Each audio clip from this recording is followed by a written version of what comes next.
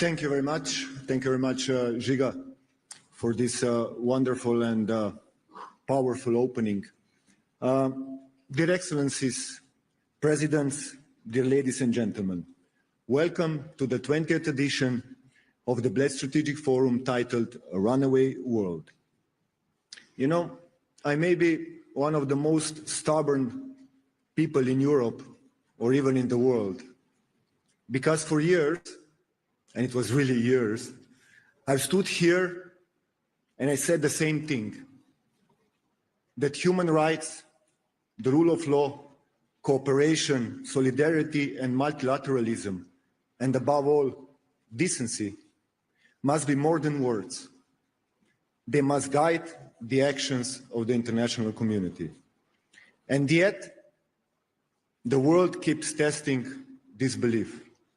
The war in Ukraine, the devastation in Gaza and the Middle East, the unbearable suffering in Sudan. These are not just distant tragedies. They are symptoms of our collective failure to act when it matters the most. Still, I refuse to give up. I say these words not out of habit, but out of conviction, because I believe someone is listening, and because I believe that even in a runaway world, change is still possible. As a Slovenian and as a European, I believe in Europe, united, resilient, democratic, and just. A Europe that leads not only with influence, but with principle, that defends the truth, protects the vulnerable, and knows that real dialogue begins with decency and respect. This is the Europe we must build, and we should have started long time ago. But now we can wait no longer. Before I close, let me take a moment to thank my extraordinary team, perhaps even more stubborn than I am, and all our friends and partners, old and new. Your dedication and trust give this forum its strength and meaning. With that, I officially open the 20th anniversary of the Bled Strategic Forum International Conference. Thank you very much.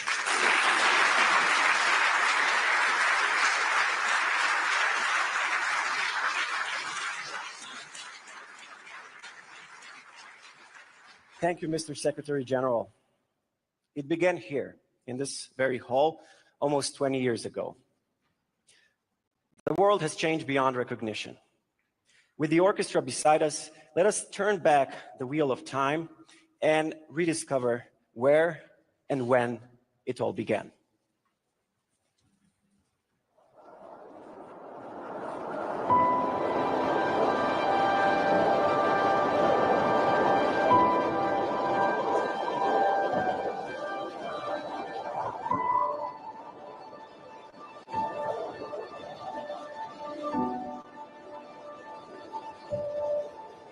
Imagine you could travel back in time to August 2006.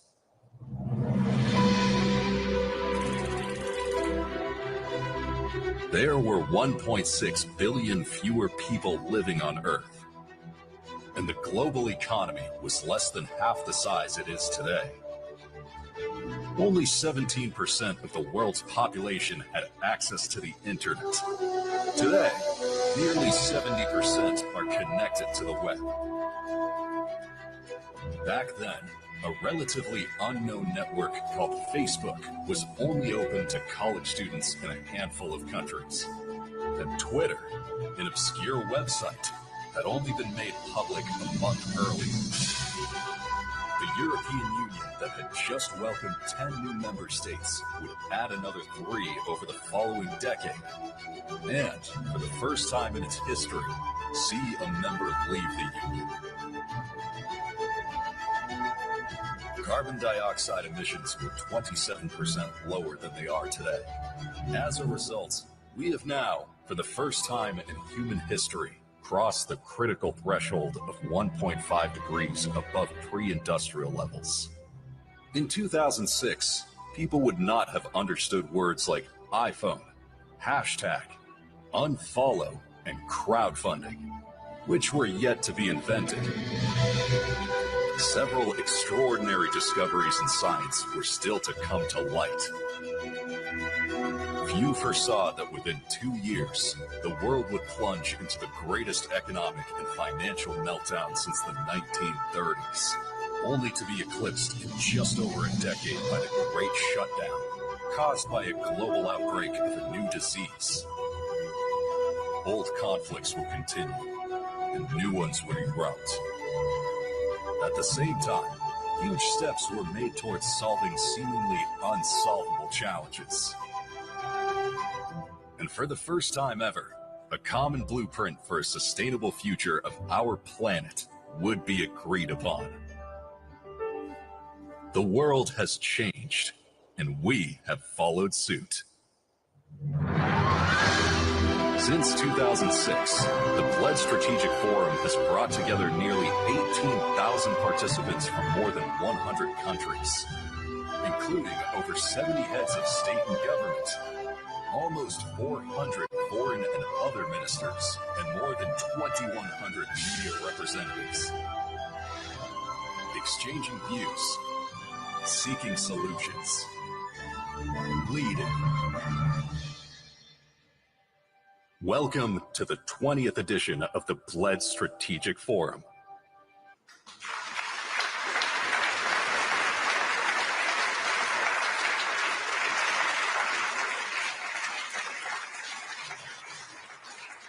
As we turn from reflection to leadership, it is my honor to welcome on stage Deputy Prime Minister and Minister of Foreign and European Affairs, Ms. Tanja Fajon.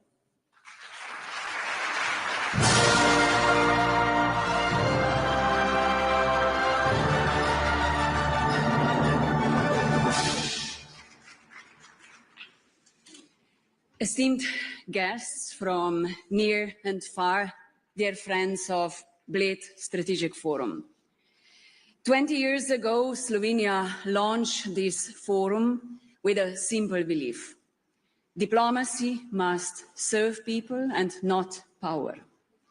That belief resonates even more urgently today. We gather in Bled in the midst of crisis, in the midst of wars, injustice and deep uncertainty, in what truly feels like a runaway world. Fear too often divides us or paralyzes us. And in such turbulent times, we need steady anchors. The rule of law, shared solidarity and a moral conscience. Slovenia strives to be one of them. As a member of the European Union and as a member of NATO and the UN Security Council, Slovenia does not stand on the sidelines. We believe peace is built through diplomacy, justice through law, and security through cooperation. But how do we turn these principles into action? Let me present our 3 tests of commitment. The first is Ukraine. Russia's aggression in direct attack on Europe's peace and security. Slovenia and the European Union stand firmly with Ukraine, supporting its right to a free, sovereign and unified future. Peace cannot come at the cost of justice or territorial integrity. We reject outcome that rewards aggression. Together with our European and transatlantic partners, we will continue to provide long-term security, reconstruction support, and a clear path to European Union membership. Ukraine's future is Europe's future, and we will not turn away. Second is Gaza. The situation in Gaza and beyond. It is beyond our imagination. Every single day, because of relentless bombings and deliberate starvation. An entire classroom of children is lost. Day after day, the numbers grow. Life-saving humanitarian aid is deliberately blocked. While lives are extinguished before the world's eyes and entire families are erased. Slovenia recognized the state of Palestine because we believe peace demands justice, and a viable two-state solution is the only way forward.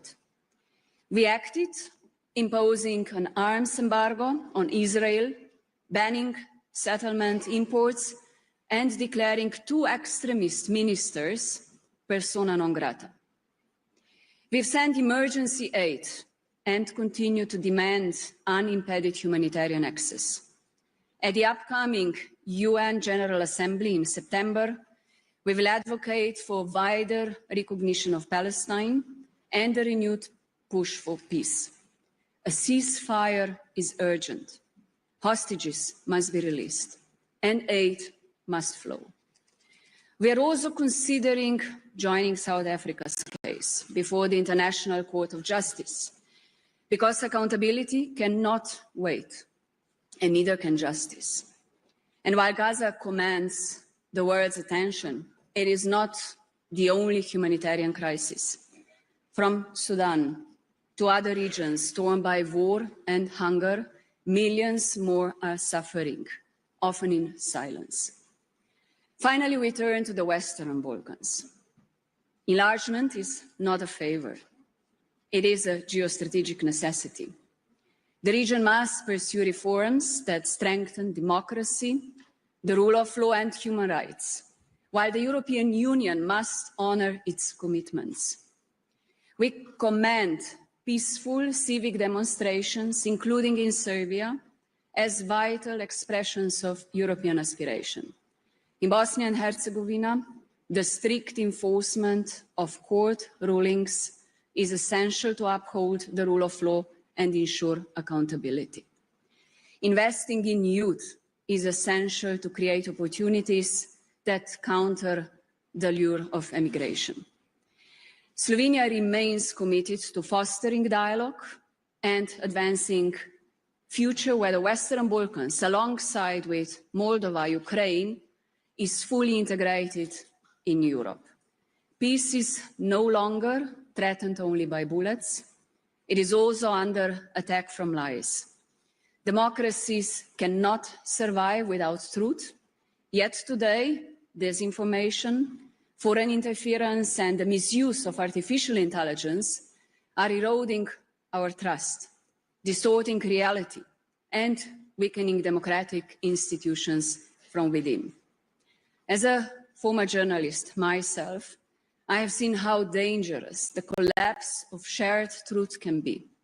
In this environment, we must urgently restore effective multilateralism, choosing cooperation over confrontation, reform over deadlock, and human dignity over manipulation. And peace must be inclusive.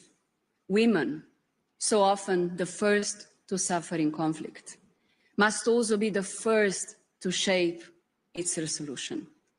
Slovenia remains a committed champion of the women, peace and security agenda. So how do we, friends, resolve all these crises? First, we must unite Europe and our NATO allies behind a bold and principled global role. Second, we must restore effective multilateralism, a UN Security Council that acts decisively and not stalls. Third, we must uphold international law consistently without double standards. And fourth, we must choose truth over fear, justice over silence, and people over power. And as a foreign minister, I have seen the quiet strength of diplomacy, of building trust, seeking political solutions, and listening with intent.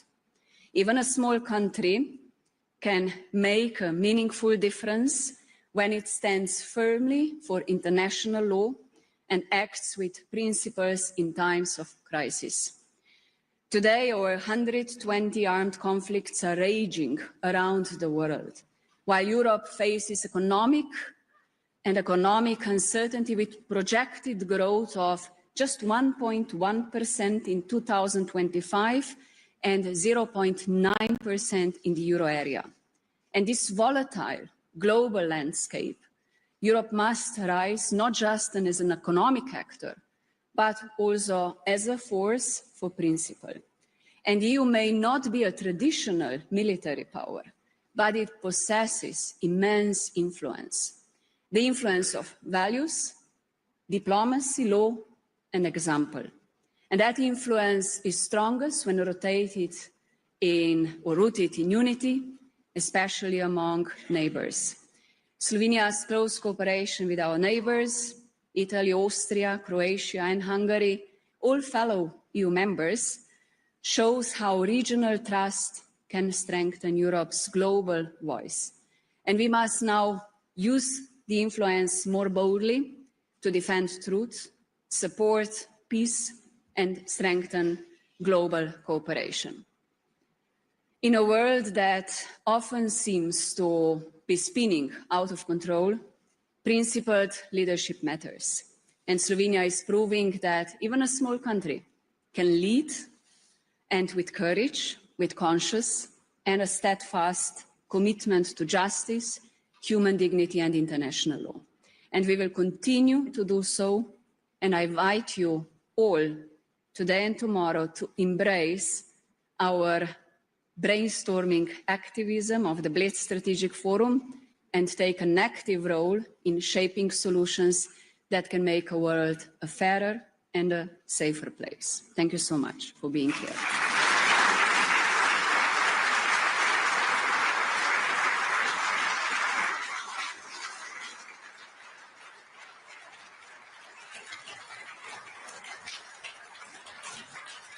Thank you, Madam Minister. For 2 decades, the Bled Strategic Forum has been a crossroads of ideas and voices that shape our times.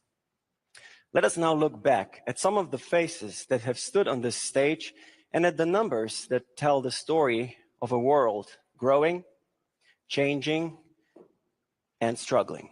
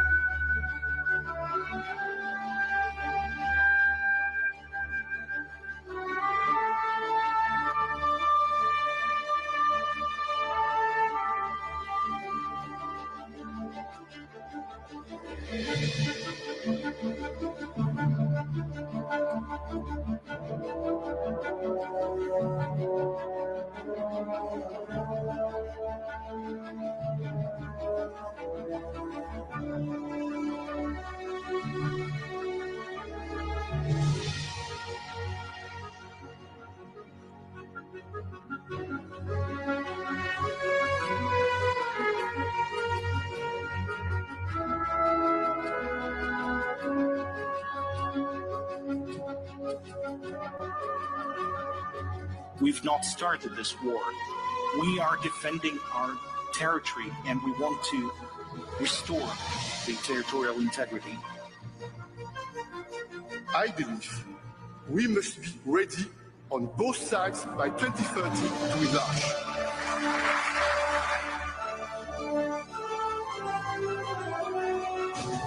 This forum has become a tradition, and it is also a testament to Slovenia's global leadership.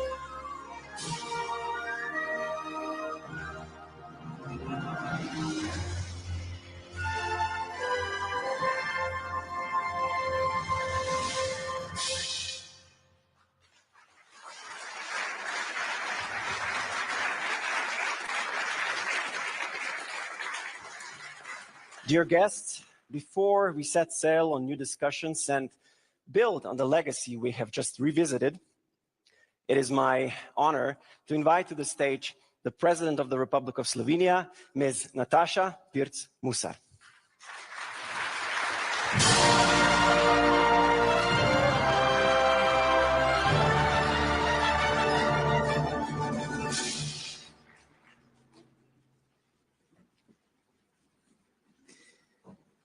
Dear Speaker of the National Assembly of the Republic of Slovenia, Urška Klakočar Zupančič, Prime Minister of the Republic of Slovenia, Dr. Robert Golob, Excellencies, distinguished guests, ladies and gentlemen, it is my distinct pleasure to welcome you to the 20th Bled Strategic Forum. 2 years ago, I had the privilege of watching a retrospective of past forum editions. Apparently, some members of the organizing team secretly shed tears of pride, and I would say rightly so. It is hard to comprehend the amount of time and energy that goes into making these events a success. So to all the BSF teams over the years, thank you.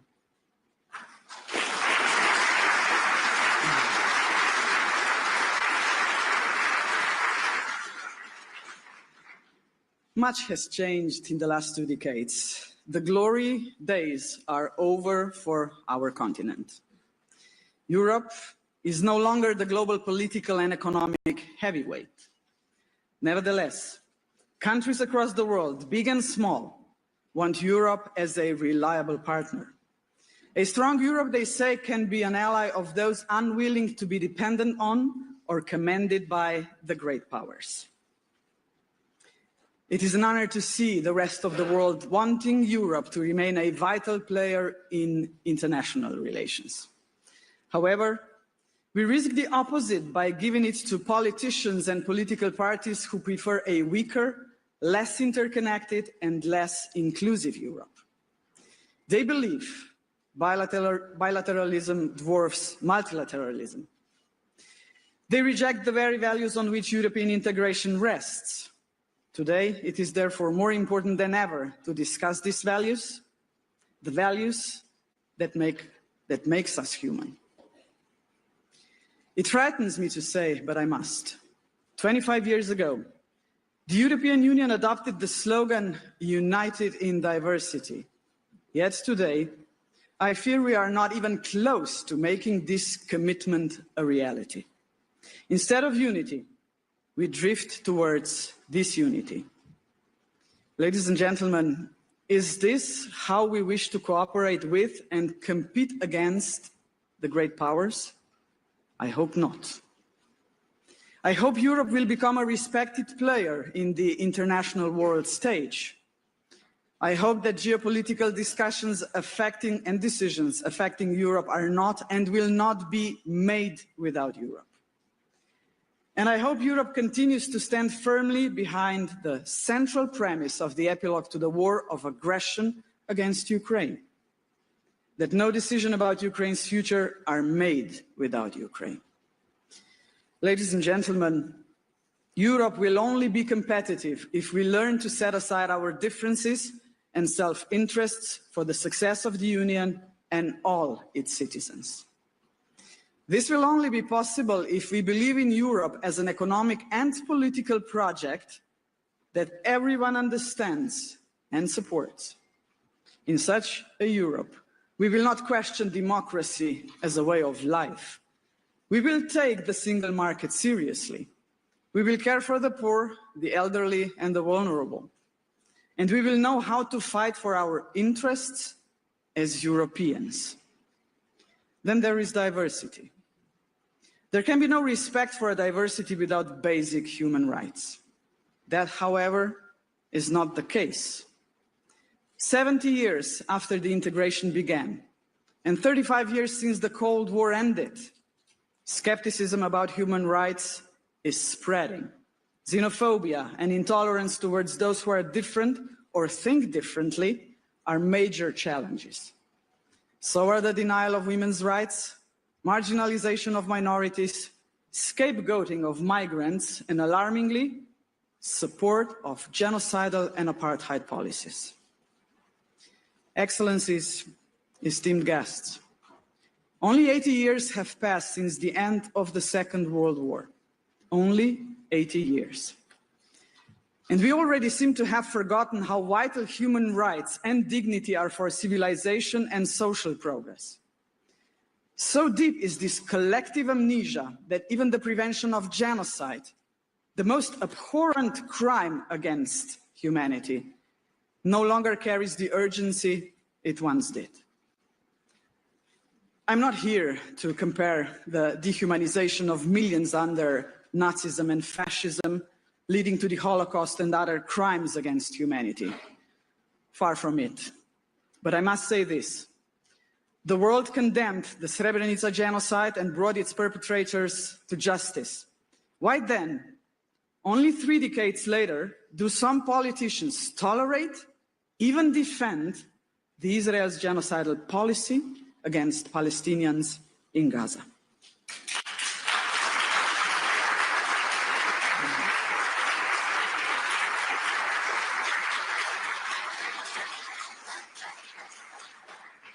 The international community resoundingly condemned Hamas's terrorist attack in October 2023.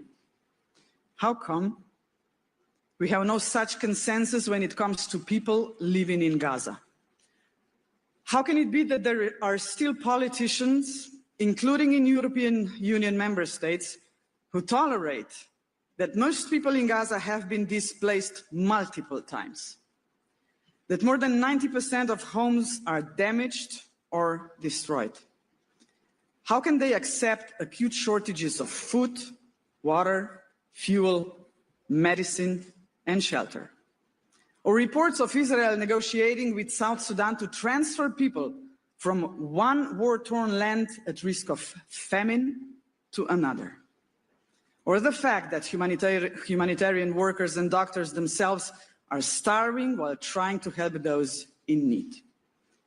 How can they not be moved after the news hit the world that the Gaza City and surrounding areas are now, ladies and gentlemen, officially under famine? Distinguished guests, these are not rhetorical questions. As human beings, we must ensure that the Gaza Strip and the West Bank never fade from the political spotlight for several reasons. Firstly, because through our dealings with Gaza, we reveal who we are. Gaza has become a symbol of our attitude towards atrocities worldwide. If we cannot address Gaza, what legitimacy do we have to confront gross violations of human rights anywhere else? Secondly, because our handling of Gaza reflects our understanding of humanity. When Europe advocates human rights as universal values, do we truly mean it, or are they merely a tool for dominating political discourse? Thirdly, because humanity is indivisible. We are rightly united in strong condemning Russia's aggression against Ukraine. We stand with the Ukrainian people and support the principle of territorial integrity. We cannot allow a country to seize another country's territory just because it can. We cannot allow people to be killed merely for defending their country against an aggressor. In Ukraine, we defend international law and humanity. Values and norms are values and norms, everywhere, for everyone, also in Gaza.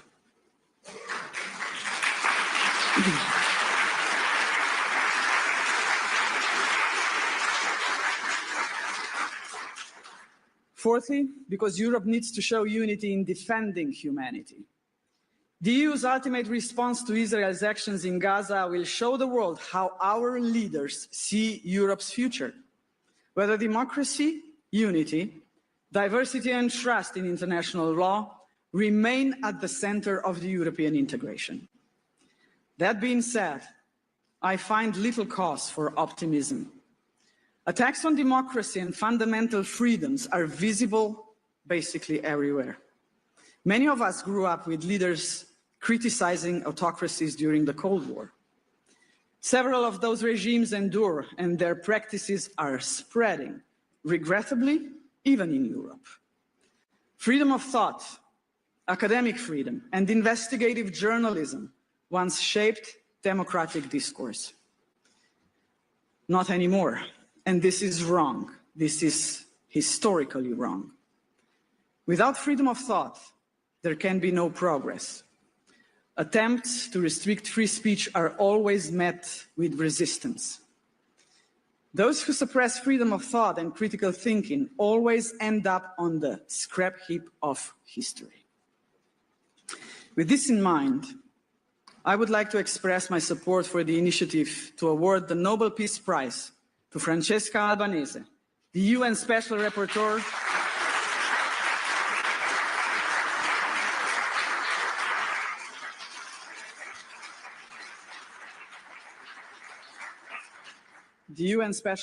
on the West Bank and Gaza, and to the doctors caring for the people of Gaza. They deserve recognition.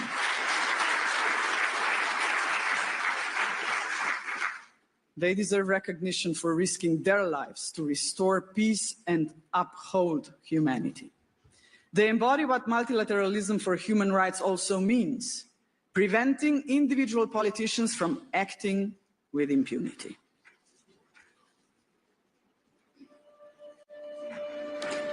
Dear friends, we cannot stand by and watch history unfold without us. We must not let cold pragmatism drain the soul from Europe. Now is the time to speak truth. Bold, unwavering truth to power. To bring the united in diversity back to the very heart of the European dream in an enlarged European Union. Human rights and human dignity flourish in a world that is stable and just.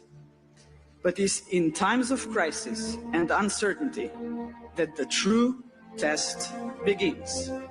The test of our courage, our conviction, our willingness to stand firm and defend our values. Now is the time to raise our voices, not in whispers of compromise, but in a thunder of determination. Let us reject those who bend their values to the winds of profit and personal gain.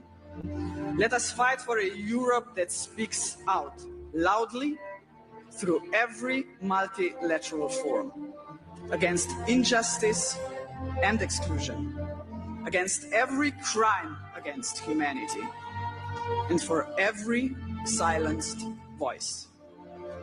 Ladies and gentlemen, as leaders, we shape the future, a path towards democracy, prosperity, and peace, or a spiral into fear, crisis, and war.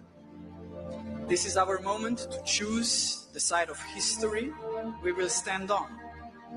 Billions, ladies and gentlemen, billions depend on our choice.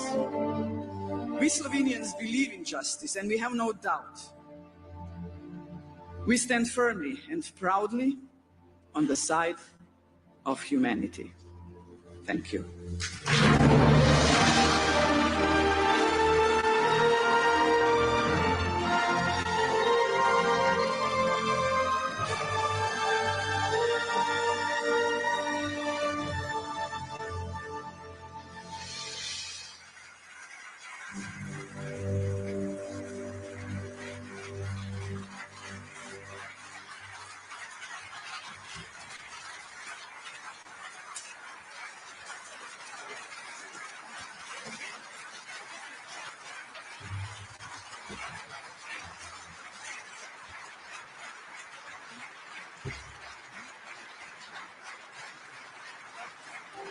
Ladies and gentlemen, international TV presenter and journalist, Ali Aslan.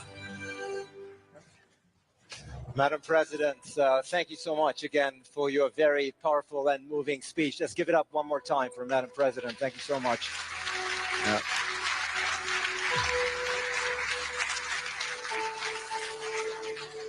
And thank you, of course, for a wonderful opening to the Bled Strategic Orchestra, ladies and gentlemen. Wonderful. Thank you so much.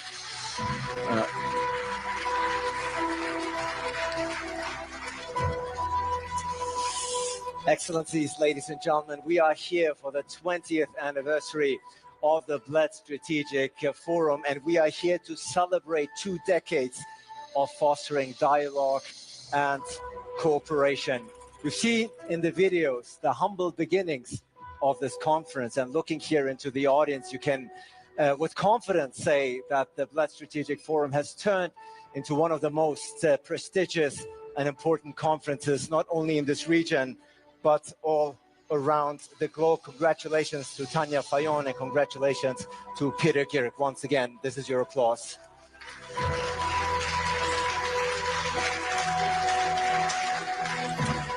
Now, I myself, I've been part of this forum. I've had the privilege of being part of this forum since 2018. You might have seen me up there on the memory video there. And it's so great to see so many familiar faces that have shaped the forums here throughout the years. I'm seeing, of course, the former president, Borut Pahor. Great to see you, gentlemen. Always a pleasure. We've had the pleasure of being on stage here numerous times. And of course, I'm seeing my very, very good friend, Albanian Prime Minister Edi Rama, here in the audience. Prime Minister, you and I had our fair share of moments here on this stage. I think we went viral a couple of times. It's always great to see you. Congratulations on your re-election. But I also see many new faces here, new additions. Of course, the President of the European Council. I'm seeing Antonio Costa. Welcome, gentlemen, here to Bled for the very first time, at least in your new capacity. And of course, I'm seeing EU High Representative Kaja Kallas also here with us. Welcome to you as well. I'm very much looking forward to our conversation here later on this very stage. Now, 20 years, it might be quite unlikely because I'm looking at many fresh and young faces here, but is there anyone here by any chance who's attended all 20 editions of the Bled Strategic Forum? Let's see a show of hands. All 20? None. One? Okay, right there. You'll get the medal later on, remind me. Who else? Who's been here? Right here, one more time. Okay, you got to share the medal. We only 20 times, that's a proud achievement. So you are witness, and you have witnessed the steady rise of this forum into what it is today. Who's here for the very first time? The very first time at the Bled Strategic Forum. So I'm seeing quite a number of hands. You're in for a treat. Congratulations indeed. Now, 20 years, an anniversary, a birthday is always reason to celebrate. But ladies and gentlemen, it goes without saying that this anniversary, of course, comes at a time when the world is in disarray, when it is hurting. So, of course, this is also a somber moment in time. And we have seen the video of your predecessor, Antonio Costa. We've seen Charles Michel standing up here on this very stage 2 years ago, making the pledge that the EU should be ready to admit Western Balkan countries into the EU by 2030. And our first panel, yes, please. The Bled Pledge, if you will, the Bled Pledge, as we call it, as the organizers call it. And in the very first panel, in the opening panel here of today, we want to see what has remained, if anything, of the Bled Pledge. Is it a dream or is it a reality? I'm very much looking forward to a very powerful panel. The first panel, as you know, traditionally here at the Bled Strategic Forum always focuses and looks at current events and developments in this region, in the Western Balkans. Certainly no shortage of topics here to be discussed during the first panel, which is being set up right behind me. As you can see, I'm very much looking forward to a very, very powerful panel here in Bled. 20th anniversary, that is quite an achievement. And while the chairs are being set up, I'm very delighted to call up one by one the distinguished speakers of the opening panel, once again titled The Bled Pledge, a Dream or Reality? The first speaker, of course, we've heard from the Foreign Minister, we've heard from the President. Now I'm delighted to welcome to the stage the Prime Minister of Slovenia. Please welcome Robert Golob.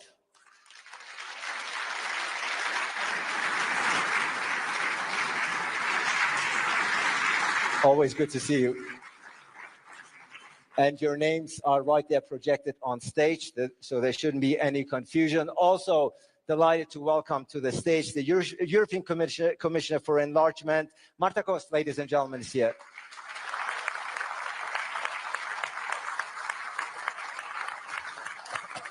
Commissioner, wonderful to have you. We will see what remains of the Bled Pledge. Yes. Very much looking forward to your remarks. Very delighted to welcome to the stage a gentleman who needs no introduction to the Bled Strategic Forum. He's a very regular face here, year in, year out. The Prime Minister of Croatia, Andrej Plenković, ladies and gentlemen.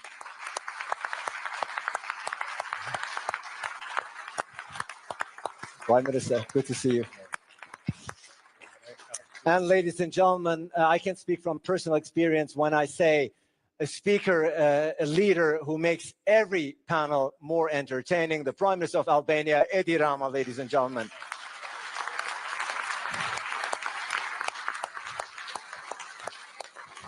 So you are staying with me here. Stay with me here or not? No, not this year. Not this year, Edi Rama, for good reason, I believe. But I'm delighted to see you back. And last, but certainly not least, delighted to welcome to the stage the Prime Minister of Montenegro, Milojko Spajić, ladies and gentlemen.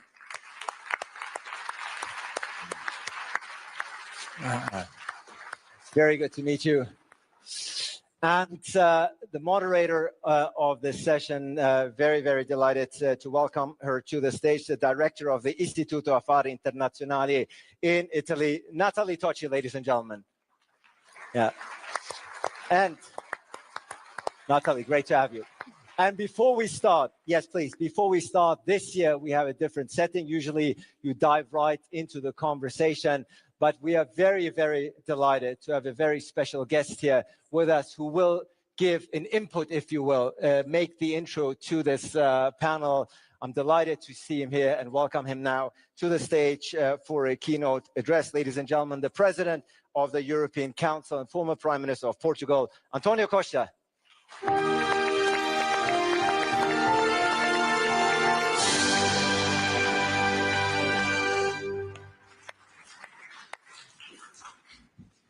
Madam President, dear Robert, dear Eddie, Mr. Prime Minister, dear Andrej, Marta, let me begin by expressing my sincere thanks to our Slovenian hosts for their generous hospitality and for once again making Bled a place where Europe gathers not only to reflect, but to think strategically, challenge assumptions and shape the future. And congratulations for this 20th anniversary. At this critical moment, as the tectonic plates of global order continue to shift, allow me to speak frankly about three things. First, the main events that shaped this summer.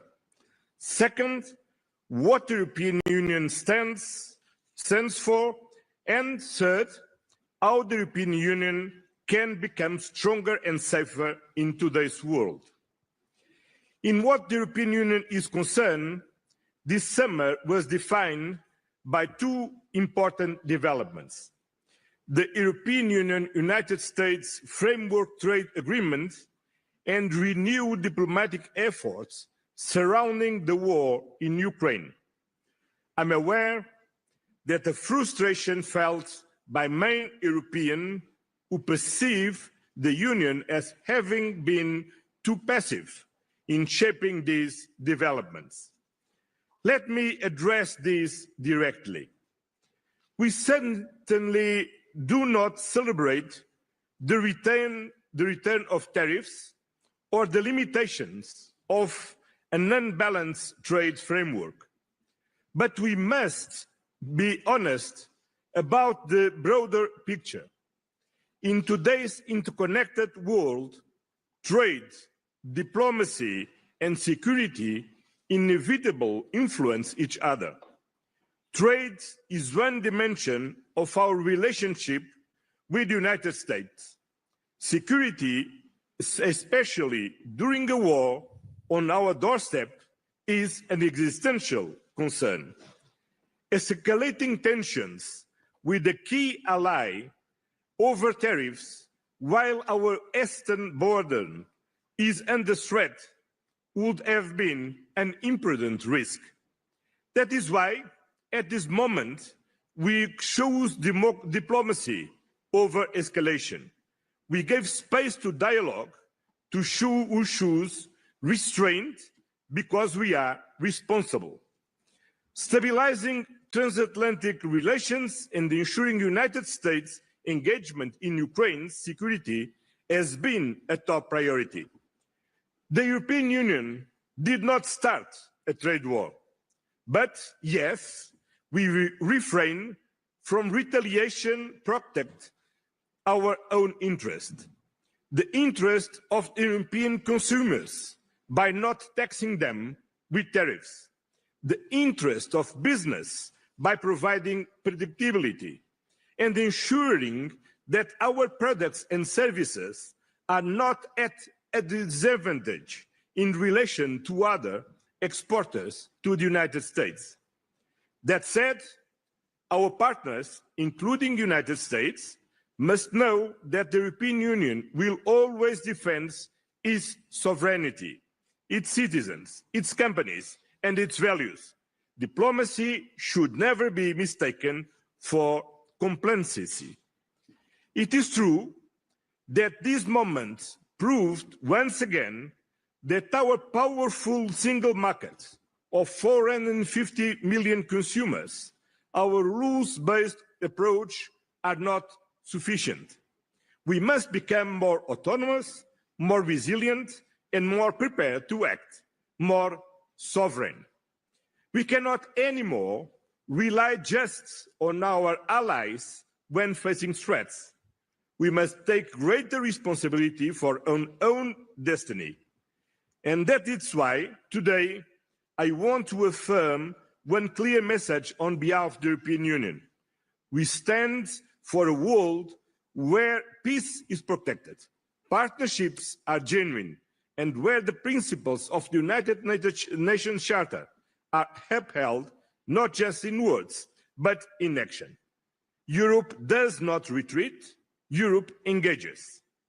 First, Europe has stood firmly with Ukraine against Russia's war of aggression as the truly indispensable partner. Our support has helped Ukraine remain sovereign after more than 3 years of war. Together with our member states, the EU has mobilized over 170 billion, the largest contribution from any global donor supporting Ukraine's defense, economy, energy grid, and institutions. Our security is tied to Ukraine's resilience, but equally to the idea that power cannot trump law. We are also supporting Ukraine's reconstruction and its path to the European Union membership. This is not a political slogan.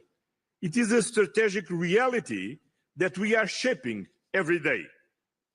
Secondly, in the Middle East, we are witnessing a humanitarian catastrophe in Gaza that shocks the conscience of the world.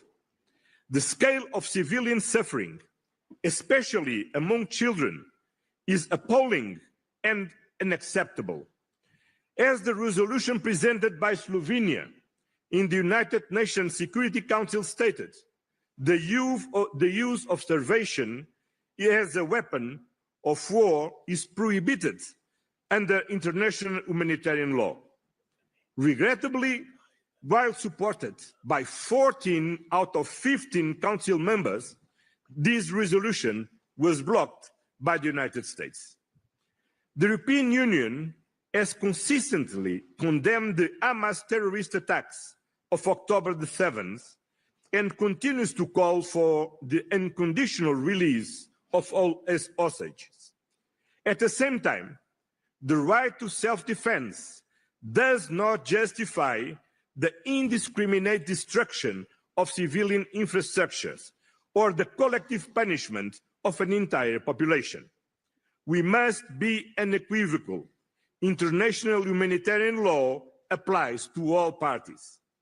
We are deeply concerned by actions that threaten the viability of a future Palestinian state, particularly the expansion of settlements in West Bank and the ongoing displacement in Gaza. These developments risk undermining peace and destabilizing the broader region, and for sure, our friends from Egypt and Jordan can explain here very clearly. We therefore call for an immediate and sustained ceasefire, an unhindered humanitarian access, a halt of illegal settlement activity, and the renewed international commitment to a two-state solution. The European Union remains the leading donor of humanitarian aid to Palestinian people. European funding has kept hospitals, schools, and institutions running, providing more than 450 million since the start of this war. We are actively supporting diplomatic efforts, and Palestinians representatives must obviously be allowed to participate in international fora, including or especially the United Nations General Assembly and the upcoming conference on the conflict. The Palestinian people deserve peace, dignity, and statehood, and that this is also the most sustainable path to the security for the Israeli people. We believe both are possible, but only if we act together, engaging more actively with our partners in the region and speaking with one strong European voice. And let me be clear, unanimity in the common foreign and security policy is not a right to veto, but on the contrary, the special responsibility for each member state to build compromises in the spirit of loyal cooperation. Thirdly, geopolitical naivety is over. That is why we are massively increasing our defense investments to reinforce our own security, strengthen our industries, and create jobs across Europe. This will also enhance our credibility and influence on the global stage. Peace without defense is an illusion. Soft power alone is not enough in a world where hard power too often prevails. In the meantime, contrary to the worst predictions, we have succeeded in keeping the United States engaged in NATO and committed with Europe's eastern security. Diplomacy still works, and the transatlantic bond holds. The United States accounts for 20% of our exports and 13% of our imports.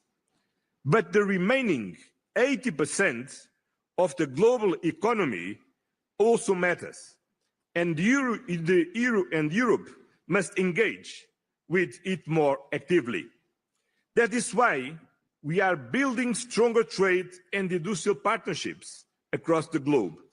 We are advancing deals with Mercosur, Mexico, India, Indonesia, Philippines, and Thailand, not just to boost trade, but to increase predictability and resilience. Diversification makes our supply chains more secure and reduce strategic dependencies, especially in critical raw materials. Our updated global gateway strategy is expanding our cooperation across Central Asia, the South Caucasus, Latin America, and Africa. It is a trade and investment agenda based on sustainability, digital innovation, labor rights, and climate alignment. because trade deals, not tariffs, deliver real benefits for countries, companies, and citizens. Europe remains a reference point, not through coercion, but through example. For decades, the European Union has helped lift millions out of poverty and has stood for development, democracy, and peace. Our soft power is not naive, it's necessary. In the fragmented world, our contribution is needed more than ever. And finally, let me conclude by addressing our own future. The European Union is not a closed club. We are a community of values and a project of peace and prosperity. And that project is not yet complete. The accession path of the Western Balkans, Moldova and Ukraine are not just promises. They are priorities. These countries are at the heart of Europe and they are part of Europe's future. In the coming years, we must prepare the Union for enlargement through reforms, budget adjustments, and strengthened governance. Enlargement will not be easy, but it will be worth it. It is the best investment we can make to reconcile nations and histories and to build a more united continent. We will continue to work with all accession partners and take advantage of its positive momentum on enlargement. The European Union's growth plan for the Western Balkans is a potential game changer, offering financial support and incentives for reforms, regional cooperation, and economic integration. We must not lose this momentum. All leaders must do their part. All parties must take responsibility, because this is not about geography. It is about values, democracy, human rights, freedom, rule of law. This enlargement presents a significant challenge for the European Union and its member states, but is even more demanding for the Western Balkans countries. And the greatest difficulty is not the required reforms or the negotiation of various chapters and clusters. The real challenge lies in adopting a new culture mindset, overcoming historical conflicts in order to build a shared future.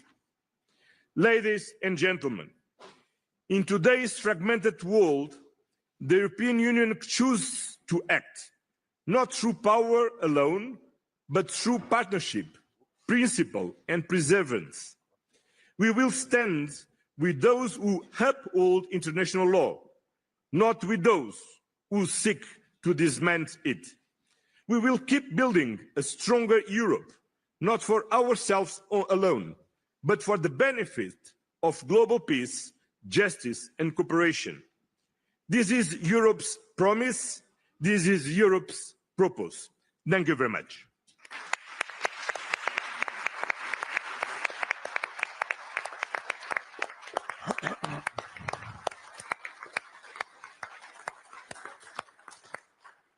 Well, thank you very much, President Costa, for those important words, and good afternoon to you all.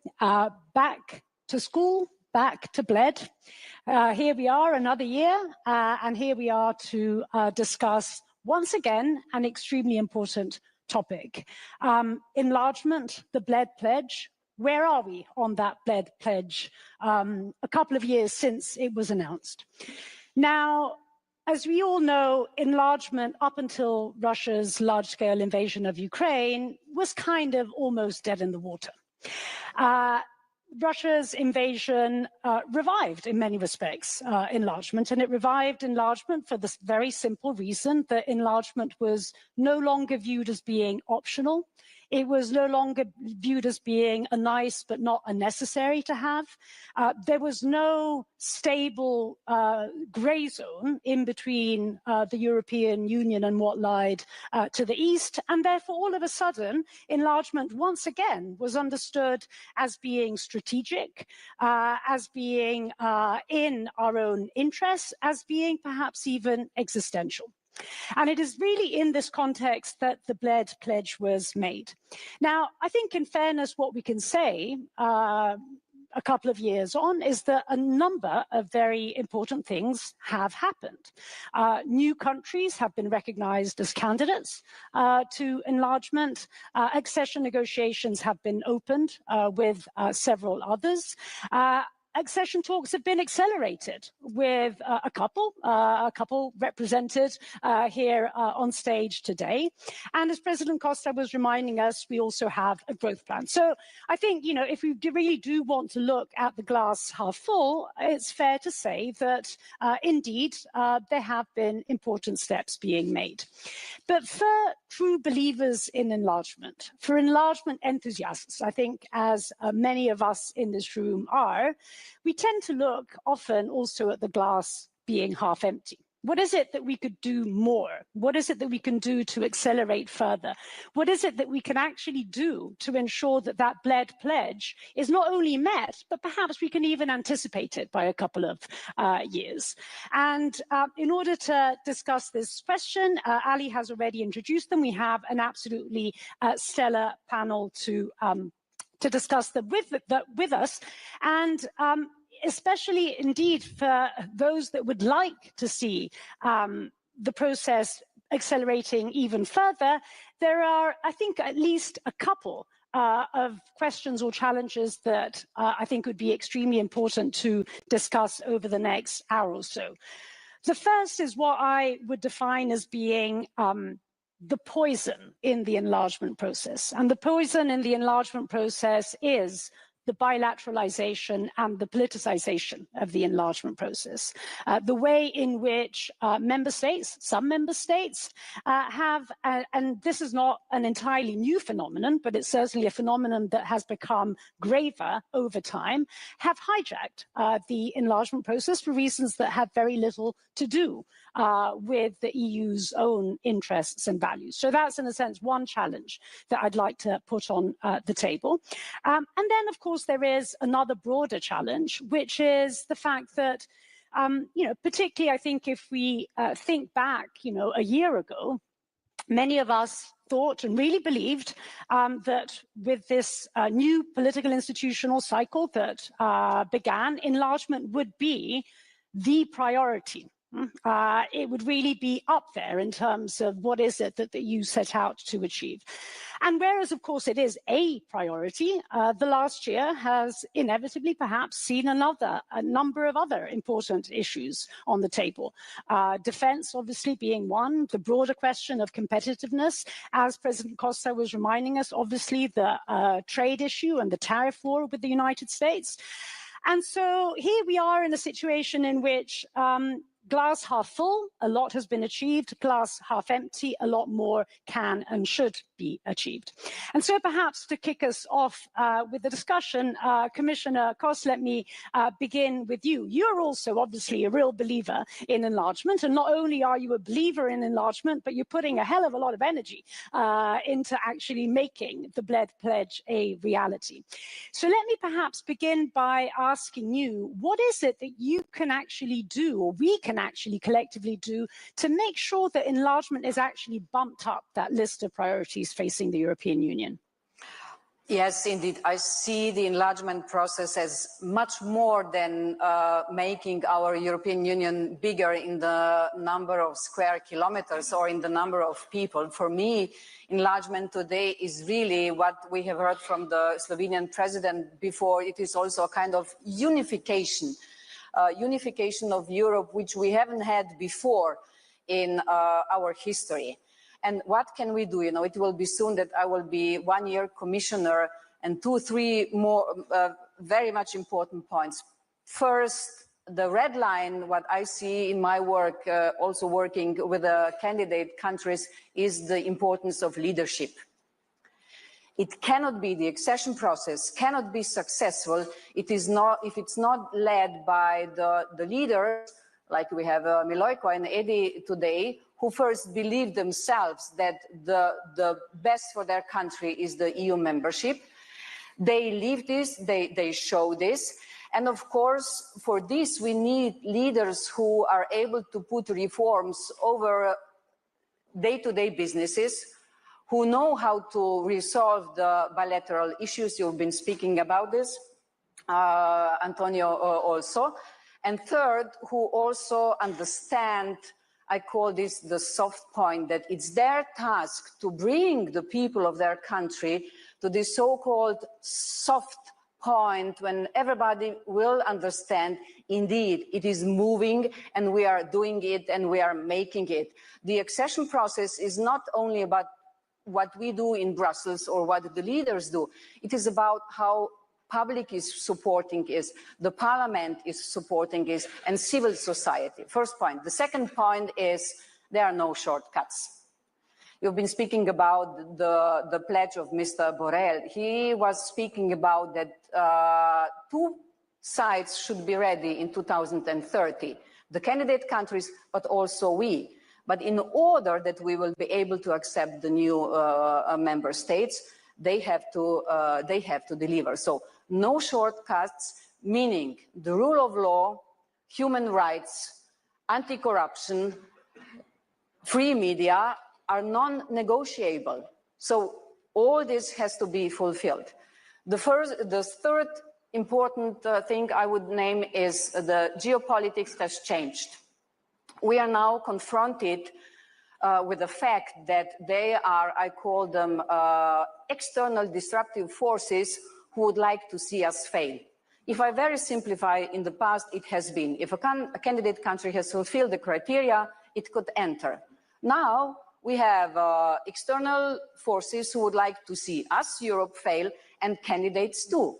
We saw what happened in Georgia. We have a very important elections at the end of September in Moldova, where we see that Russia is really fighting against the present government who has chosen, and the people who has chosen the European path. Thank you so much, Marta, for this. And indeed, let me now turn to the candidate countries. And as I was hinting at earlier, both Albania and Montenegro, in fact, do represent, I think at this point in time, really the front runners in this process. And I think, you know, really the countries that if we are to meet the Bled pledge and do better, they are the ones that seem to be really quite well on the way. So, Eddie, perhaps let me begin with you and perhaps turn to you, paraphrasing what Marta was saying. What is it that you are doing to actually put reforms above the day-to-day politics? And, you know, what is it that you can tell us today to persuade us that Albania actually is on track, not for 2030, but as you yourself said, for 2027? Persuade us that this is indeed what is happening and how Albania is actually going to meet that pledge. Thank you. And first of all, it's really very nice to be here in the 20th anniversary of this forum, although I have not followed the whole 20. I want to make very quick remarks, 2 remarks. Number one, I saw the film and I was amazed to see our former president being the same. Like Slovenia, by the way, every time I come here, nothing changes, the same, perfect. And the second remark is, I don't know for what reason, maybe it's strategic, but the chairs become tinier and tinier and tinier. More and more uncomfortable. Maybe you have a message through the chairs, I don't know. This panel only, just to tell us, don't. There's a reason. Just to give to, just to tell us we have to finish quick. But if we wanted, you wanted us to finish quick, first of all, no Italian moderator, because they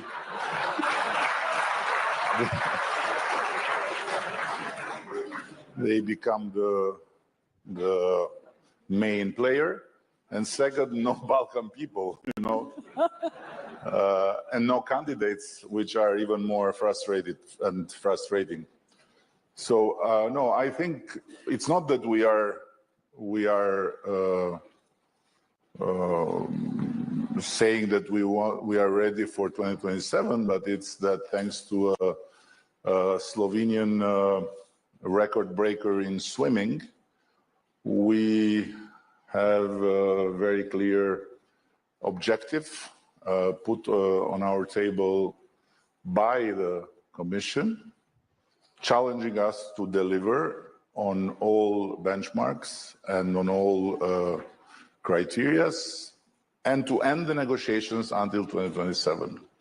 And then, of course, it will be the member states, and it's another part of the process. So what we are doing is exactly that. We are pushing and pushing and pushing and not asking questions, because the best thing to do with the European Union is to be free when you talk in Bled, but to say yes, yes, yes, yes every time they say to you, you have to do this, you have to do this. They're not negotiations. So if you mix Bled with Brussels, then you are F. So if you don't want to be F'd, you have to do in Bled the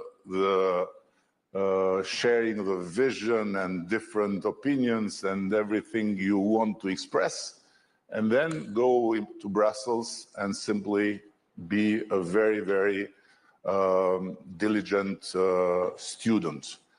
But this being said, I want to say that there is no rush, because I believe that the most important part, for us at least, Albania, Montenegro is a big country, I'm talking about Albania, it's to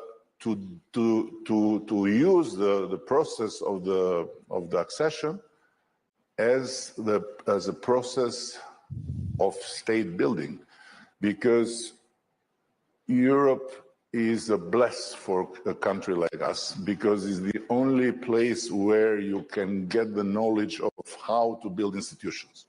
We never had institutions before in the real sense, and to build institutions is the most difficult exercise. And this is what makes the difference between Afghanistan, Iraq, or name it, where our very dear friends from the other side of the ocean have thought that with bombs and with values you can change the country, but it's not the case. What we have in Europe, although we got out of a history that was similar, very similar, Iraq, Afghanistan, whatever, in terms of lack of freedom, in terms of all brutalities, is the know-how of institution buildings. And so for this, I tell to everyone back home, we have to be diligent and to do the work. It's not something we necessarily like, you know? We don't necessarily like to have the traffic as perfect as in Germany, but we have to do it. And Europe is here to learn us, to teach us how to have traffic lights and how to have good circulation within the institutional life. It's something amazing, and we are progressing. But beyond the leadership, I must say, in our case, the Albanian people, we are far from the second in terms of being Euro-optimistic, because we love Europe unconditionally. And although Europe has made us suffer a lot, we have the full conviction that we are going to marry one day. So finally, they have cut some of the bullshit, which took for many years saying, we love you, but we are not ready to talk to you. We love you, but now they're talking. So there is a step further, as Marta says, I say is marriage-based, she says is merit-based. So we need to deserve the marriage, and we are working for it. Thank you, Eddie. And Milojko, let me turn to you on this. Tell us about your true love for the European Union. Tell us about what you are doing to persuade this at times rather difficult entity, animal, to indeed engage in marriage. And tell us what you're doing on, again, coming back to Marta's point, on putting reforms above the domestic fray of politics, and perhaps above all, what more could you do? Well, first of all, yes, Montenegro, it is a small country in many ways, but it's one way, it's a very big one. And I thank Eddie for mentioning that, because I think Montenegro is the most ethnically diversified country in Europe by far. We don't have ethnic majority. The only country in Europe that doesn't have ethnic majority. So everything has to be built by the compromise. And by the inclusive approach that includes everybody. And when I say everybody, it's not like Finnish, Norwegians, and Danes. It's Montenegrins, Serbs, Albanians, Croats, Bosniaks, and other folks from the Balkans. The usual suspects that created instability for decades before, etc., etc. So you can imagine the amount of challenge that we are facing, obviously, in Montenegro, but winning this quote-unquote war in Montenegro, it's a small EU in a nutshell. It's a small Balkans in a nutshell. If we do this by values, and the way we are going to build a consensus is around European Union, obviously, accession, that's number one. Number two, it's about the economy. And number three is about the rule of law, treating everybody fairly and squarely, regardless of their ethnic background. And, this is what is really important. And I think we managed to do it to the big extent, obviously. In Montenegro now, within the majority, we have all the parliamentary Albanian, Serb, and Bosniak parties. That are obviously Montenegrins as well, but I'm saying those from the region, which was unthinkable before. Now we have them all in the government, in the majority, deciding together. And we just had only the Germans to be an EU. And Italians. A German minority there. So the thing is, we had a big reform just recently, and we had whole parliament voting unisonly on electoral reform, which is a really big one. It was impossible to do it for like decades. The same was about the Constitutional Court and many other reforms that we couldn't really do for decades. Now we can do all of these things with more than 2/3 of the majority voting in favor, because of these three things. And this is what unifies the country. And this is what should unify us all in the European Union as well. I lived more than a decade in Asia, in Singapore, Japan, China. I've been to India many times. I've been to Indonesia many times. And okay, yes, Montenegro is ethnically diverse, but looking from that perspective, all of our differences, they are ridiculous. In Montenegro, you have Bosniak, Serbian, Croatian, and Montenegrin language, which is basically completely interchangeable. We can understand each other completely. We basically eat the same food. Our culture is almost the same, or it is the same. The differences are tiny. And we made them so big because we focus on the past and we don't focus on the future. Right. It's about time we just focus on the future. Or we're going to be, insignificant. We are becoming insignificant, but we are going to be even more insignificant if we don't focus on the future, if we don't focus on what's ahead of us, because Asia is focused. Very, very focused. Next 3-4 years are going to be monumental in terms of the change, the amount of change, the exponential change that's coming in next 3 or 4 years in AI, in other big technologies. It's going to be monumental. We cannot miss this opportunity. So, yes, Europe is unified in our diversity. Great. Now let's move on and let's focus on the future. And we have to focus on some of the things that very smart people like Mario Draghi already made it for us.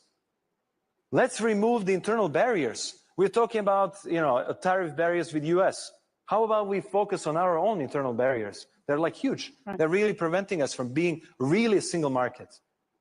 And I'm talking as somebody who is not even part of the single market yet.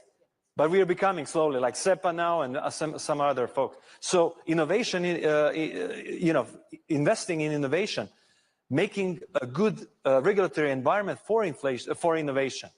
Like 2 of our countries, we are small countries. We can be test beds for innovation. Together with the European Commission, we can sit down and say, hey, if it works out in Albania, if it works out in Montenegro, let's scale it up and let's become a European standard. These are the things, and actually that's good because 2 of our countries, we don't have vested interests of big industry folks. We can easily move ahead in terms of innovation, in terms of like regulatory change. And our administrations and systems are relatively new, and we can actually adapt much faster. And if this approach works well at the time we join EU, how about we make it Europe-wide? And this is could be potential contribution to the European Union. Because you shouldn't be only receiving end, we should also be on the giving end. Absolutely. And let me now jump on to member states. The prime ministers of which we have 2 at this panel, Croatia and of course our host Slovenia. And let me turn to you perhaps, Andrej, first. Ask you, I want to come back to this poison question. And, as Eddie was saying, yes, indeed, inevitably, member states are fundamental. They're there at the beginning of the process, and of course, they have to be there at the end of the process. But perhaps they're a little bit too much in the way in the middle of the process, right? And that's where a lot of this, I think, poison and bilateralization comes from. Now, both Croatia and, of course, Slovenia, big supporters of enlargement. What is it that your countries could do to make that support, to make that friendship, to make enlargement happen, actually more forceful, more powerful indeed in ensuring that that poison is somehow sucked away from the process? First of all, thank you once again for the invitation, for being here at Bled 20th edition. Thank you, Robert, Madam President, Minister. It's a great pleasure, Commissioner, to be here, I think 6th time in a row at this opening panel. A few points on enlargement, and then I'll come. As someone who has been who is coming from the country that was vaccinated with the poison that you have mentioned. My first point, enlargement has really gone through a revival since Russia's aggression against Ukraine. I think we need to take that truly into account. This is my most important point today for all of us. Second, Juncker said in 2014, no enlargement. Ursula didn't have time in the first mandate. This time, your mission letter looks more optimistic. In last 18 years, only Croatia joined. These are the facts which are sort of sobering in terms of the topic and the priority of the enlargement. Is it really a priority among the European Council members? I'm not so sure. We had a first debate on the European Council level conclusions when I just joined, which was a long time ago, 8 years ago, after I don't know how many years, which means that the heads of the European Union in terms of political leadership were not dealing adequately with the issue. We jointly revived it as of 2018, which is very good. Now it's a common practice to meet the leaders of the Western Balkans region, which was void from 2003 till 2018. These are the facts. But the main point about the enlargement is, of course, the preparation of the candidate countries, the political momentum, that the critical mass of support exists. But the real issue is the decision-making process and the budget. These are the two unspoken critical elements, whether the big countries will allow more smaller states with very modest contribution to the EU budget being allowed to decide when they believe that someone else should have an upper hand, because we all know that the 10 richest member states are financing 80% of the budget. These are the facts. It takes a while until people realize how things really happen, but that's how they happen. And that's why I think the candidate countries should really take a good look at what Germany and France are saying about the decision-making process. These are the consequences of the top jobs game back in 2019. I think it has the biggest and the deepest consequence to the decision-making process of the EU. And I see that not many people are understanding this, but this is the gist of the problem.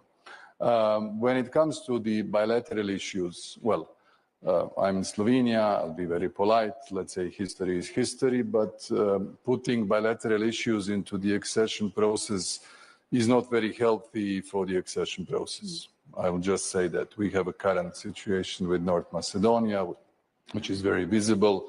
For those of you who are younger, North Macedonia was more advanced than Croatia when we had the Zagreb summit in 2000.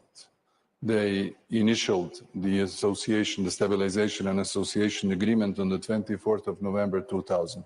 I was there, so I remember that. And it's been 25 years. They haven't started properly the accession process, and we've been a member for more than 12 years. So a lot of things are ethically unacceptable, but they happen.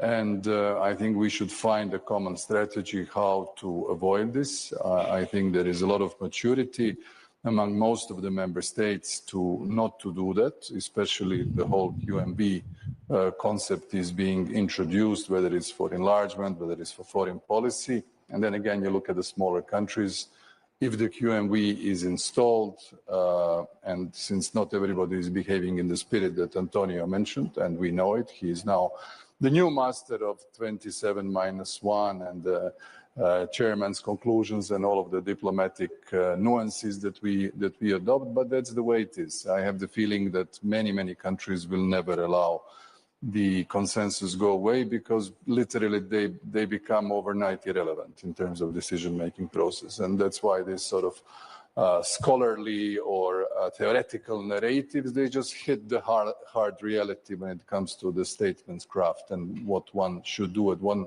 what one can do. So I think we should continue with the healthy and impulses that Marta is saying and help our friends to do the reforms. Unless both conditions are met, that the criteria are really fulfilled and the political momentum is created, there will be no enlargement. Very clear. We know it, and avoid all the poisonous elements as much as possible. If we behave in a poisonous manner, some countries will never join the European Union, and we are not behaving like that, on the record. Absolutely. Robert, let me turn to you now, and I think picking up some of the remarks that Andre was making there, and if I could sort of sum it up, you basically have a situation in which there is at times a very small but very active and vocal minority that stands against. And in general, there is a very large majority that is in favor, but that large majority at times, and this is me adding to this, is at times relatively silent. I mean, at times, indeed, enlargement is not as much as a priority as we would like it to be. So the question really to me is not so much what is it that can be done to persuade that very small and vocal minority, but what is it that can be done to make that majority in favor actually make that majority less of an abstract majority and more of an active majority? So what is it that you think member states, including your own, could do? Okay, first, big hello from myself as well to all the guests and the public. Many things have already been said, and what Andre was explaining is how things work behind the scene at the European level. But I believe you're quite right when you say that majority of member states are, I would call them more or less not interested or neutral. Not interested, because it's a nuisance to them to deal with it. Right. So that having been said, there is only one path forward. For the candidates, being as proactive as possible, taking both Miloikos and Edi's stance, saying, okay, this is something that we need to do because it's good for our country, it's good for the institution building, it's good for economy, it's good for our self-esteem, whatever. And on the other hand, a lot of proactive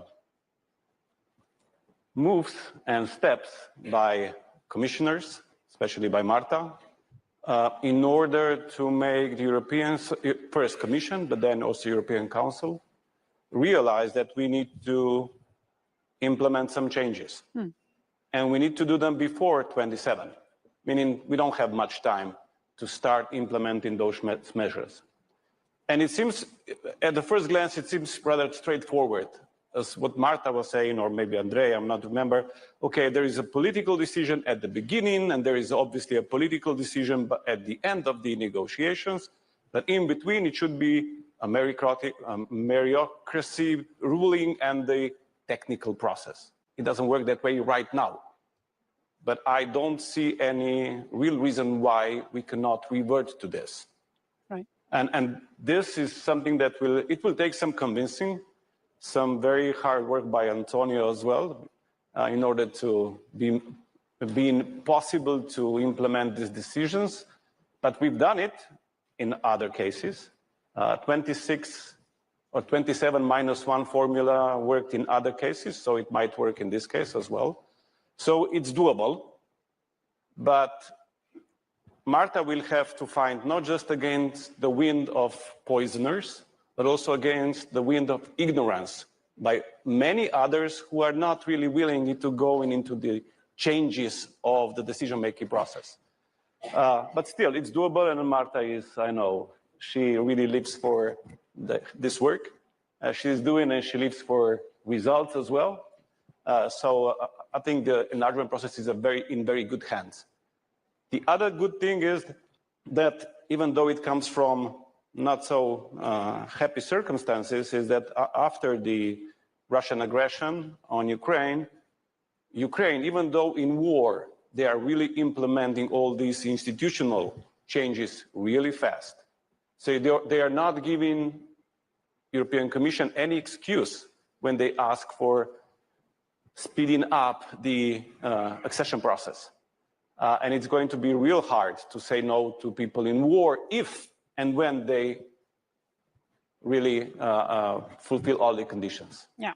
And this is the window for the Western Balkans. We spoke about it 2 years ago with Charles Miser here, that the window has been opened. So it's really more or less now or never, because afterward, I really believe in 5 years it's going to be closed again. And there is another major change, and not that we are introducing it here, but we are just pinpointing it right now.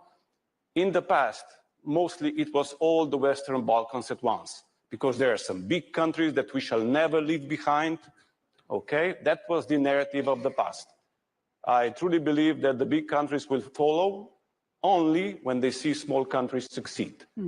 Unless we let those who have the merits succeed, the big countries will not change at all. So that's why we decided that for this Montenegro forum... is the biggest country and is changing all the time. That has already been ascertained. That has been cleared already. Who is the biggest? Yeah. How many ethnicities they have? They are huge. So I believe they could be an inspiration to everyone else to follow suit. Yeah, I believe they're in good hands, and looking forward for 2 years from now to announce the results. That we are putting pressure on them. Thank you, Robert, for this, and Andrei, because really, the glass for me is not half, it's nearly full, because it is a priority. Perhaps we do not show everything to the outside world, but we are working really much quicker, even if we sometimes cannot move in the Council. Antonio, from the technical part, we are moving. In the last 8 months, we have opened more clusters than in the last 5 years, and closed more chapters than in the last 10 years. We will open 2 clusters more for Albania this year. So we already agreed with Eddie that we will celebrate first in Brussels and then next year with a football match between candidate countries and member states in Tirana, and the president of UEFA will play with us, and perhaps some others too. Then, of course, with Montenegro, and now with your help, thank you for this, Andrei, we are advancing, and it is possible, you know, if we finish in 2026 with the technical part of the negotiations, then in 2028, we could get the 28th member of the EU. If Eddie will do it as he is doing now excellently in 2029, we could have the 29th new member of the EU, and then it's shortly 30, but then my mandate is at the end. So I don't have enough time anymore, just 4 years more. So I have to hurry up. But may I, if I just add, I was speaking about the leadership and how is this really, you know, for me, yes, I am goal-oriented. That's why we made an Eurobarometer on enlargement. Tomorrow we will publish all the results. The citizens of Albania support the EU membership by 92%. We are loyal people, you know. We supported the Ottoman Empire by 92%. We supported the Soviet Union by 92%. We supported Maoist China by 92%, and now EU. And our best is that even when they fail, we are with them until someone else comes. So when you will fail, we'll say no. We are EU. Full stop. Know, Eddie, like the Japanese soldier in the forest. When you told me a few months back that more than 90% are supporting, I thought, gosh, you know, you're going back to the communist times. But now we have the proof, and it is nearly 70% in Montenegro. What I want to say, if people do not believe and the leaders do not speak about how important this is and what it has to be done, you cannot get that much support for the EU membership. And you got it in Croatia, we got it in Slovenia. And from this aspect, really, it's not about the benchmarks. I agree, Antonio, with you and with the clusters and chapters. It is really about the leadership on both sides. But hang on a sec. I don't hang on because I am here to speak. You are here to moderate. Yeah, I have to moderate you. Moderate, okay. No, I just wanted to add something, but moderate. Okay, I'll moderate you and give you the word in a moment. In fact, I wanted to ask... I'm indulging just because we were your vassals once upon a time. There you go, there you go. That's why, that's the real reason they chose me. But I wanted to ask Andrei, and in fact you Eddie, because your remarks, although they were not intended to do so, but they sparked a thought in my head. And that thought in my head is that as we meet here in Bled, others are meeting in China. And there is a different order, if you like, in the making, right? And there's a love fest going on as we speak between Putin and Xi and Modi and several other mostly rather unsavory characters. And so it's not as if this conversation is happening in a vacuum. I mean, it's not as if we will have forever. That window will be closing, and it risks closing even sooner than 4 years unless we actually do speed up. And so, Andrei, I wanted to kind of perhaps come to you and ask you to reflect and kind of put this discussion within that broader geopolitical context. And also, what is it that can be done in order to send the message to our own populations, be it in member states or be it, Eddie, in candidate countries, in American candidate countries, that actually this is a region that can add to the security of Europe? I fully agree with you that the world that we were living in a couple of years ago has so rapidly changed, and I would say irretrievably changed. This is the key new element when you look at the NATO Hague Summit decision commitment to 5% by 2035. Would have been unthought of a couple of years ago because everything was settled. We were sort of gliding towards the welfare state, and then there was a wake-up call in 2013-14, and then 2022 with Putin basically showing his cards and even showing them again after Alaska and after Washington. I think we need to be realistic. The attacks are going on Ukraine, and nothing has moved an inch towards some sort of concept of pursuing peace, so as to be very precise. The new alliances which are being forged by the biggest, largest, most numerous and economically very influential powers, not to mention nuclear powers, is critically important for the West. I mean, we are still in the phase after the United States presidential elections, in the phase of consolidating the transatlantic relationship, which is bumpy. Bumpy in security, bumpy in defense, bumpy in terms of multilateralism, bumpy in terms of respecting the international law, and bumpy in terms of trade relations, especially with the tariffs that are on the agenda. So the West, since we are all, the West needs a consolidation. The slower the enlargement, the more influential other actors will become in all of the countries of the Western Balkans. We are all being polite, but when you look at the harsh political reality, you have North Macedonia blocked, you have Serbia under more than 2 years of biggest and strongest and the most serious internal unrests and demonstrations at the verge of the civil war. Bosnia and Herzegovina with Dodik overstretching for years whether he will separate or not, hop, he's out. This is where we are today with Banjska that left without a serious remark or articulation back in 23 by anybody in the European Union. We pretended it didn't happen. These are the realities of where we are. So I think we should be really sober about the enlargement and the changing global context. I'm very much in favor of the enlargement. I think all the countries are doing a fair share of efforts to join, but they need to stabilize politically. The numbers of political support are not enough. We also had big support before we joined. If I went now to a referendum, 50-50. 50-50. The narratives have changed. There are so many false information that is being spread around, and people, unfortunately, in the context of the technological revolution, tend to trust false information quite a bit. So it's a perennial battle for us to win the narratives, and we should also be realistic. This is part of the enlargement. The other are Ukraine and Moldova, both under active or frozen conflicts, both under war or occupation of part of their territory. This is where we are. These are the two closest to Cyprus situation that we have had, except that the ongoing Russian aggression is still there. So the topic is important, but it's so strained with all of these elements that we have to be realistic. One thing we have learned through our enlargement is we need to be very realistic. Eddie.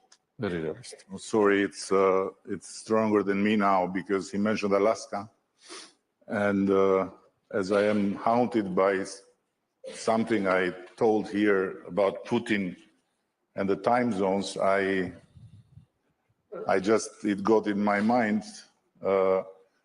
something new about Putin's waste biological bag. You know about it, right? That wherever he goes, he has a waste biological bag to collect and bring home. And the reason why is because he collects proof that wherever he lands was historically Russia. Understand? So I want to go back 1 second to the joke, to the half joke and half truth about our 92% historically, because it's true. But in the same time, it was never our choice. So we were fully in with all empires, and the first empire that we have embraced because of our choice is European Union. And we are very devoted to it. And by the way, I don't think there is another country so far in Europe where you can have a campaign and you can run an election exactly on that, on the EU. And the reason why we won big this time, I think, was very much connected to the EU pledge. and to the call for all the people to gather around the flag and bring the flag in EU. Now, I was before in another room and in another talk, and someone from Slovenia said to me, "You are doing great, but be careful for what you wish, because we are in EU and it's not going well for us." And I told them, listen, you are in such a good place in Slovenia that if we go through the list of things you have and we would wish to have, it's huge. Are you absolutely? But there is one thing in the list where we beat you, which is optimism. You are quite depressed here, you know, and you know, because it's so perfect, it's so beautiful, and you are really scared that who touches something will do something wrong, you know. While in Albania, there are so many things we need to continue to improve and to adjust, that is just the drive. And secondly, to your question about what happened in China, here comes the part that has nothing to do with our negotiations, but has to do with me as a European, free European. I believe that Europe should have been there. So I believe that Europe should be everywhere where the world meets. And Europe should give up on Europe. It's not just Europe, it was the whole collective West until a while, since a change happened in America, but should give up on trying to impose to the others its own way of living. What we need to do is to protect our way of living from the others, but not to select friends and to select whomever we want to talk with based on their ways of living.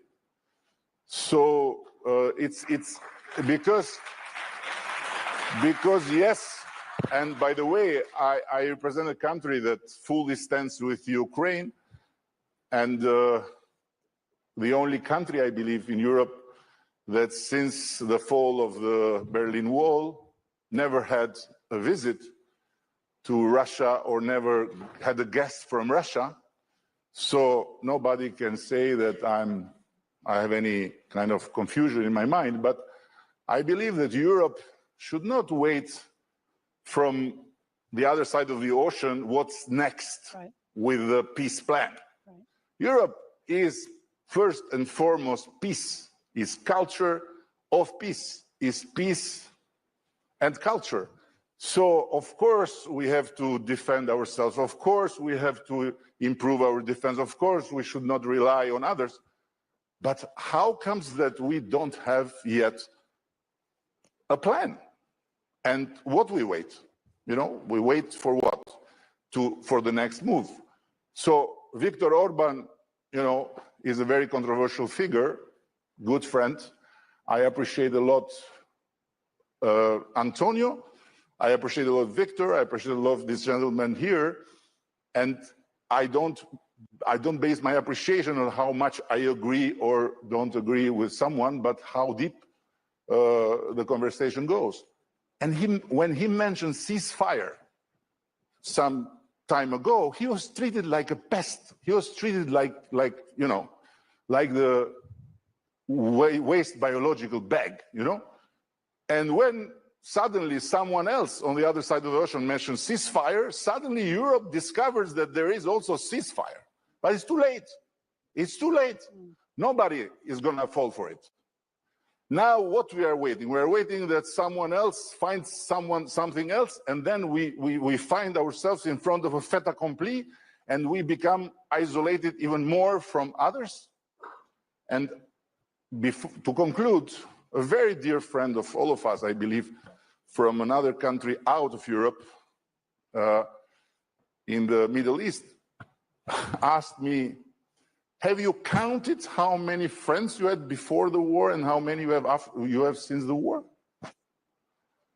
And this is a question that we have to make, because we don't have any reason to not be proactive with all the forces that are out there, and to not have our own, like Antonio said very rightly so, our own deals, our own communication. And when it comes to the enlargement, it's not, it's not really what enlargement is to get Montenegro in. Even if Albania gets Montenegro in, it's not enlarged. It's practically from very small to too small. So what enlargement is to get Albania in? What enlargement? Enlargement. What enlargement? We both are like, I don't know. Our houses.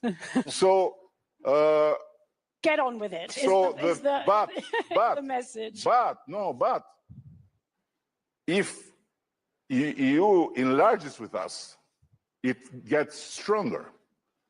It gets more compact. Why?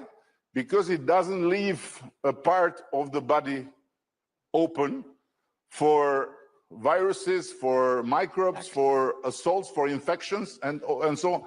And this is the point. So if tomorrow things go in a different direction, this will be a wound open in the middle of Europe. While if we are in, we are simply, closing a space where from a very little space, it can become a big problem. And we are the only reality in the history of geography, I believe, that I'm talking wrong like an Italian. I have to prove you wrong. So we are the only reality in the history of geography who have two borders. I mean, the European Union has two borders. One outside border, like everyone else, and one inside border. And within the inside border is me and him, Now, what enlargement? Close this, get rid of this inside border. Single market, we entering a single market will be China or Japan threatening Europe. Bring us in. Thank you, Eddie. And we bring some fun. We bring some fun, some optimism, some youth, some desire for life, some. Okay, we got it. Happy marriage, Prime Minister. I'm on a mission here to prove that you are wrong, not in what you just said, but in the fact that I'm an Italian moderator and you're a Balkan panel. Yeah, I'm on a mission to prove you wrong, right? And so, prove me wrong. As in, not on what you just said, but on the fact that we have to end on time. And so let me end with I can prove myself wrong all the time. A final question to Milojko and to Robert, and it's a very short and crispy one. Tell me one thing, just one thing, which you could point to when we meet again in 1 year. Here we are in a situation in which it's not a 50-50, glass half full, half empty. Let's say it's a 2/3. No, I don't accept 50-50. So make it 70-30. Okay, 70-30. I want it to have an 80 or 85 next year. What is the one thing that should be done, can be done, and that you will do to make sure that we get to that 80-85% by next year? Milojko. Sorry, 80-85% of what? Of the glass being half full. Meeting the Bled. An attack from Russia to Montenegro will do it. And I want it in 30 seconds. Then we have a third world war, as Trump once said. Actually, getting Montenegro into NATO was one of his concerns in his first mandate. I'm joking. So, but it's because he doesn't know the size of Montenegro. This is the problem. No. He's probably very well aware of the size of Montenegro. But it's, I think the economy. Going back to the basics, guys, the economy is all, it's how are we going to pay for defense? How are we going to pay for many other things? How are we going to keep the political support? Why you don't even need defense? If you are all occupied, you are occupied. No, hang on. We need a distinctly, I would say, different and better story on the economy by connecting the economy and real life of the citizens with all the geostrategic approach that we need to do. Like we need the real, the people have to see the economy improving. This is the key. Last word. You want a realistic answer? Yeah, but an optimistic, realistic answer. Okay, the optimistic is they're going to close a record-breaking number of chapters in the next 12 months. You all and they mostly. And Antonio will find a way how to reshape the decision-making process in order to bring them to the final decision on whether they can get in or not. Unfortunately, realistically, it's going to take 2 years. Okay, I can live with that. I can live with that. And being just, Eddie, 10 seconds late, I think that Ali will be back here to tell us what we have to do. Please join me in thanking this absolutely fantastic panel. Thank you.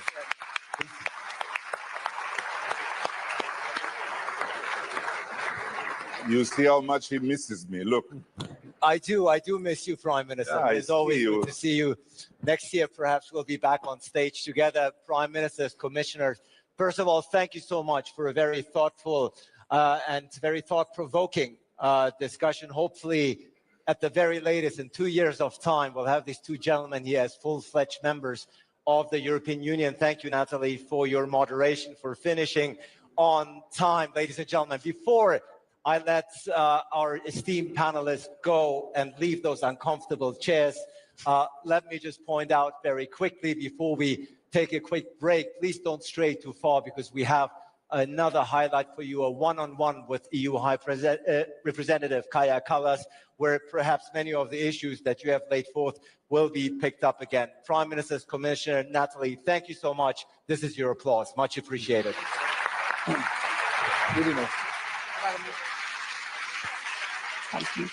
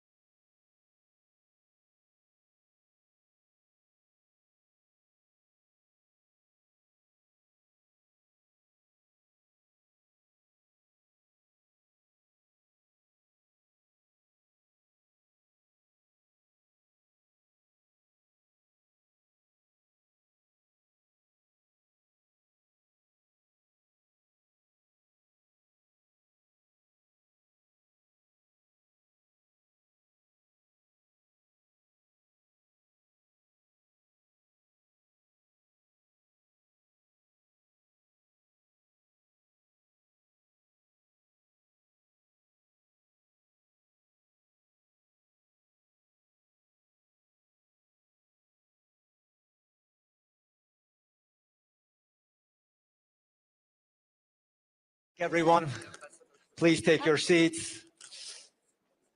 We are here once again at the 20th anniversary of the Bled Strategic Forum.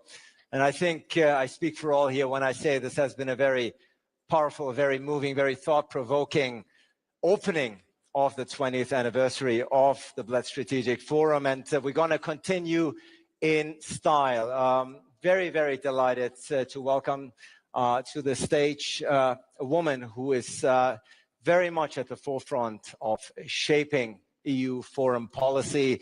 Delighted to have her with us here at Bled today. Ladies and gentlemen, the EU High Representative and Vice President of the European Commission, Kaja Kallas, ladies and gentlemen.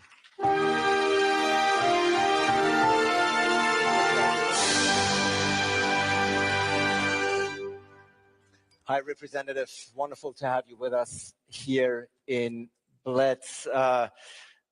Not surprisingly, we're going to start this conversation with Ukraine.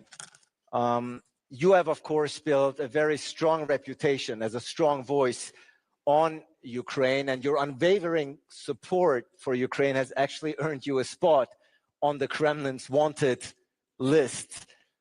3.5 years into this war, you speak to your counterparts, you speak to 27 EU foreign ministers. 3.5 years into it, do you see signs of war fatigue among EU member states? Of course, I see signs of war fatigue amongst our public, and this is very, very understandable. At the same time, we don't have war, so why are we tired of the war as we are not fighting the bombs every day? But I see absolute resolve amongst the European countries still. Also European leaders being together with President Zelensky in the White House and really delivering the messages, reading Putin and his actions the way they're presented. So even if we are over 3 years into this war, then our unity still stands. Yeah, you were just attending a meeting of EU foreign ministers in Copenhagen, and you're saying the resounding feedback that you're getting is we are still very firmly behind Ukraine 3.5 years into this war. No, this is true, and this is reflected by our actions as well. I mean, we are working on the 19th package of sanctions regarding what more can we do to pressure Russia, because everybody understands that this is the only thing that Putin really takes seriously. Why he wanted to have this meeting in Alaska was to really postpone the sanctions threat that was coming from United States. So he really doesn't want the sanctions. And if we look the effects on Russian economy, we see that the sanctions really work. Yes, of course, we need to do more because the war is still going on, but the economy is not doing well. Yeah, interestingly enough, you say amongst the deciders, amongst the politicians, amongst the leaders, you don't detect a war fatigue, perhaps amongst the European public a bit. Interestingly enough, there's a very recent Gallup poll, which I'm sure very familiar with, which states that 69% of Ukrainians want a negotiated end to the war as soon as possible, as opposed to 24% who want to continue fighting until victory. So war fatigue is not just a European issue. Clearly, it's also very relevant and pertinent amongst the Ukrainian public. I mean, this is, they are living under bombs every day. 3.5 years under bombs. You want this to stop. Recently I read a book by Eric Larson, The Splendid and the Vile.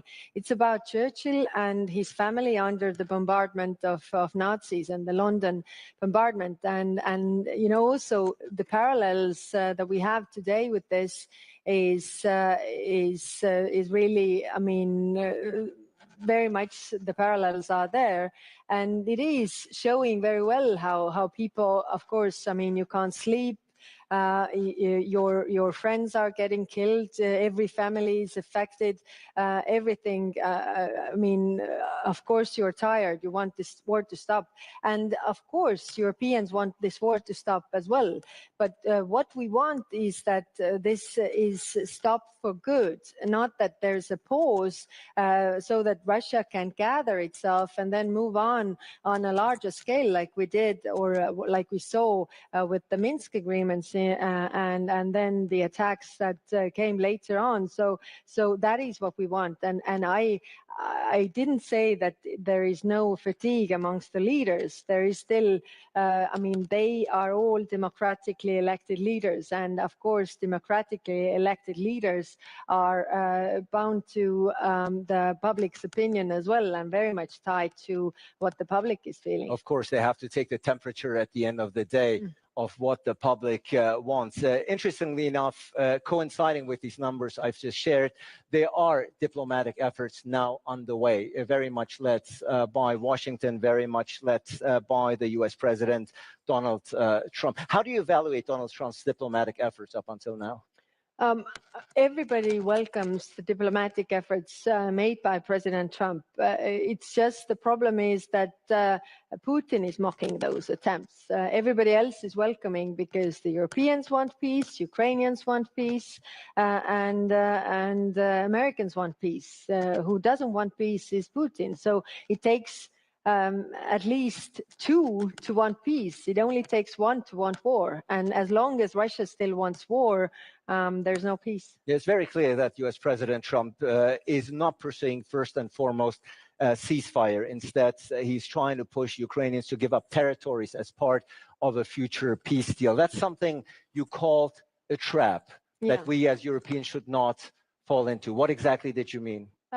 This is the classical Russian negotiation tactic. So like pushing this, presenting demands, threats, using force for something that has never been yours. And by the way, in these negotiations, they are also demanding territories that they haven't even conquered militarily. So like we are making a compromise as we are settling for those territories that we have militarily conquered. So why is it a trap? It is because everybody's starting to talk about what Ukraine should give up.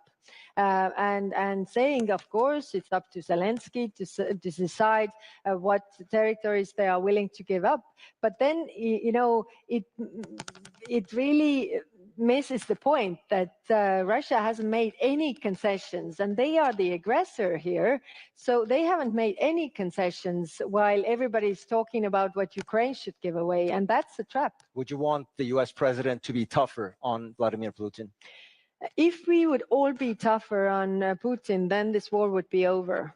But specifically the president of the United States, because at the end of the day, he is, whether we like it or not, he's currently leading those negotiations. He's pursuing his plan. Well, we have heard that President Trump is not a very patient man. He seems to be very patient with Putin, though. So, yes, I think if we all would do more, then we could deprive Russia of the funds to wage this war. That's why we are trying to find new ways of really what could we sanction so that they can't, you know, circumvent. And I welcome also the decision by United States on the secondary sanctions, which is, you know, helping Russia to gain from the profits of oil selling over the oil price cap. High Representative, am I mistaken when I say that Europe clearly is the largest contributor to Ukraine, but when it comes to negotiations, when it comes to looking for an end to this war, it seems to be playing a rather secondary role. Europe is not setting the agenda here, let's be clear. No, it's not true. I mean, any deal has to have approval of Ukrainians as well as Europeans, because any deal has to be implemented by Europeans, so or Ukrainians. So if we are not parts, so that this deal would just not work. Yes, like you know, we are not directly negotiating with Putin because we saw it already before that that doesn't bring much result because the pressure hasn't put Putin in a place where he actually wants peace. So we see that and we work on that track. And if there comes a moment where actually Russia is in that position that they also want peace, like really want peace, not only in words but also in deeds, what we don't see, then we can also discuss those points. But if I understand you correctly, you're saying there cannot be a peace solution without the contribution or rather involvement of the Europeans. Is that what you're saying? I'm just try to think about this in practical terms, not in theory, but in practical terms. So there is something agreed on whatever level, and then, you know, but the things are happening in Europe.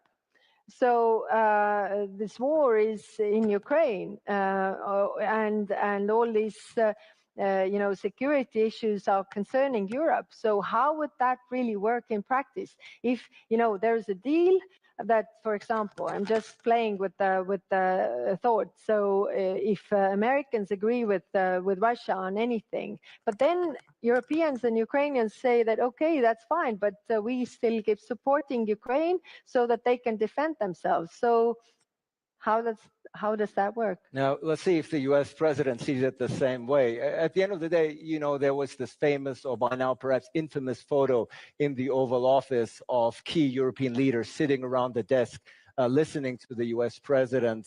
Some described it as sitting like school kids. It's bad optics, isn't it? Well, yes, we are living in times of optics, aren't we? But I think what is important is that those leaders also or President Trump has an ear for those leaders. And if he has an ear for those leaders, they can also, you know, deliver all these messages. What they did also in Washington. So even if the pictures look like this, I think the outcome was very clear. Yeah, you have called repeatedly for robust and credible security guarantees, of course, for Ukrainians. Interestingly enough, Commissioner Ursula von der Leyen says the EU has a very precise plan to send troops post-conflict to Ukraine with the backing of the United States. Well, when we talk about European Union, then we have to separate two things. One is the member states that are really deciding who sends troops. Member states, it's not the European Union competence. Everybody agrees or decides on their troops. But the European level issue, what we can bring to the security guarantees is that we have a military mission training now over 80,000 Ukrainian soldiers. And as we have said, the strongest security guarantee is a strong Ukrainian army. Second, we have a civilian mission, which is helping the police and border guard and all of this. We can expand those mandates so that they can help Ukraine more. And the third is the support to Ukraine defense industry. So these are the European Union level issues, what we can bring to the security guarantees and what we have also emphasized. But when it comes to troops, then all the member states are deciding themselves. And of course, these discussions are ongoing in the coalition of the willing. Yeah, there seems to be positive signs coming from Washington that the U.S. will be involved in some form of security guarantees. But the U.S. president is known to have changed the stance once or twice. That's true, but this is the room where we operate. So we hope that this stays, and the discussions are actually very practical. What does that really mean? What the Americans are saying, that Europeans should have a lion's share of the security guarantees. So it is a bit chicken and egg issue when we have the discussions. For example, on Friday we had with defense ministers of Europe, and some are saying that we are only coming if there is American backstop. But the Americans are saying that we are coming if you are providing the main. So we have to get everything ready on the decision making levels so that we are ready if those security guarantees are really needed. But I want to emphasize that we are not there because Putin clearly does not want peace. Yeah, and speaking of Putin, there was talks that there may be direct talks between President Zelensky and President Putin with attendance of the US president. Those talks seem to be off for the time being. Rather unlikely, isn't it? Well, President Zelensky agreed to this already like seven or more months ago. But since then, Putin is just playing games. So he's definitely just mocking the peace efforts. And that's why we don't also see practically any signs that they are preparing for peace, rather the opposite. They are preparing for more war. We have winter coming. We see that they are preparing attacks on civilian infrastructure, energy infrastructure to cause as much pain as possible. And that's why we need to prepare as well. You've already mentioned that Europe is preparing for its 19th sanctions package, but of course it must be approved unanimously by EU countries. Hungary might be proving a stumbling block as it has in previous years. And you've also talked in Copenhagen about granting Ukraine billions of euros of aid from frozen Russian assets, also something that the Hungarians are not looking warmly upon. How are you going to break the Hungarian blockade here? Well, first, we have 18 packages of sanctions where Hungarians are also on board. So we should not forget that. Of course, every time is hard. It's very hard discussions. It's getting harder all the time. I don't deny that.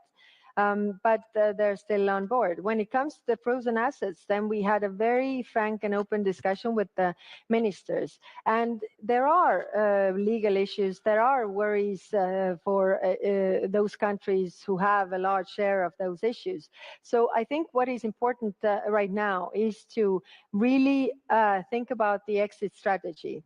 Because again, if there is any kind of peace agreement in place, then we can't possibly imagine, and we have a European Council decision saying that those assets cannot be returned unless Russia pays compensation for the damages. So we need to work on the day after and the exit strategy, because we can't possibly imagine that all these damages that Russia is causing by bombing Ukraine will be paid by our taxpayers. It should be Russia who pays.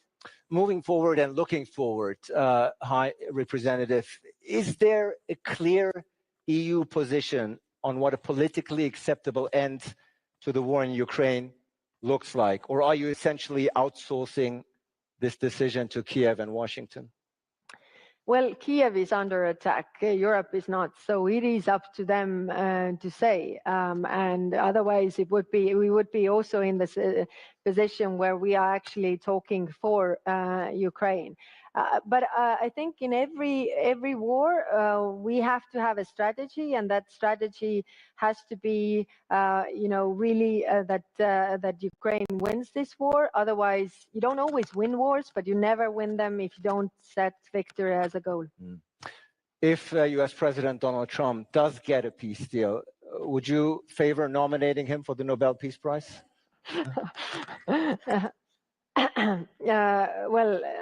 Fortunately, I'm not the one who is making those applications. So.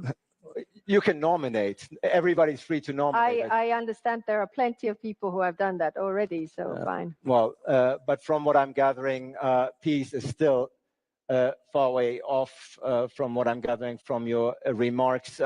Well, it's not only remarks. Look at the news. So the reality on the ground. The reality that Putin is not preparing for peace, but for more war. Yeah. Let's turn to what that you perceive to be fair. Well, this is true that we haven't been united on the Middle East and on Gaza. This is,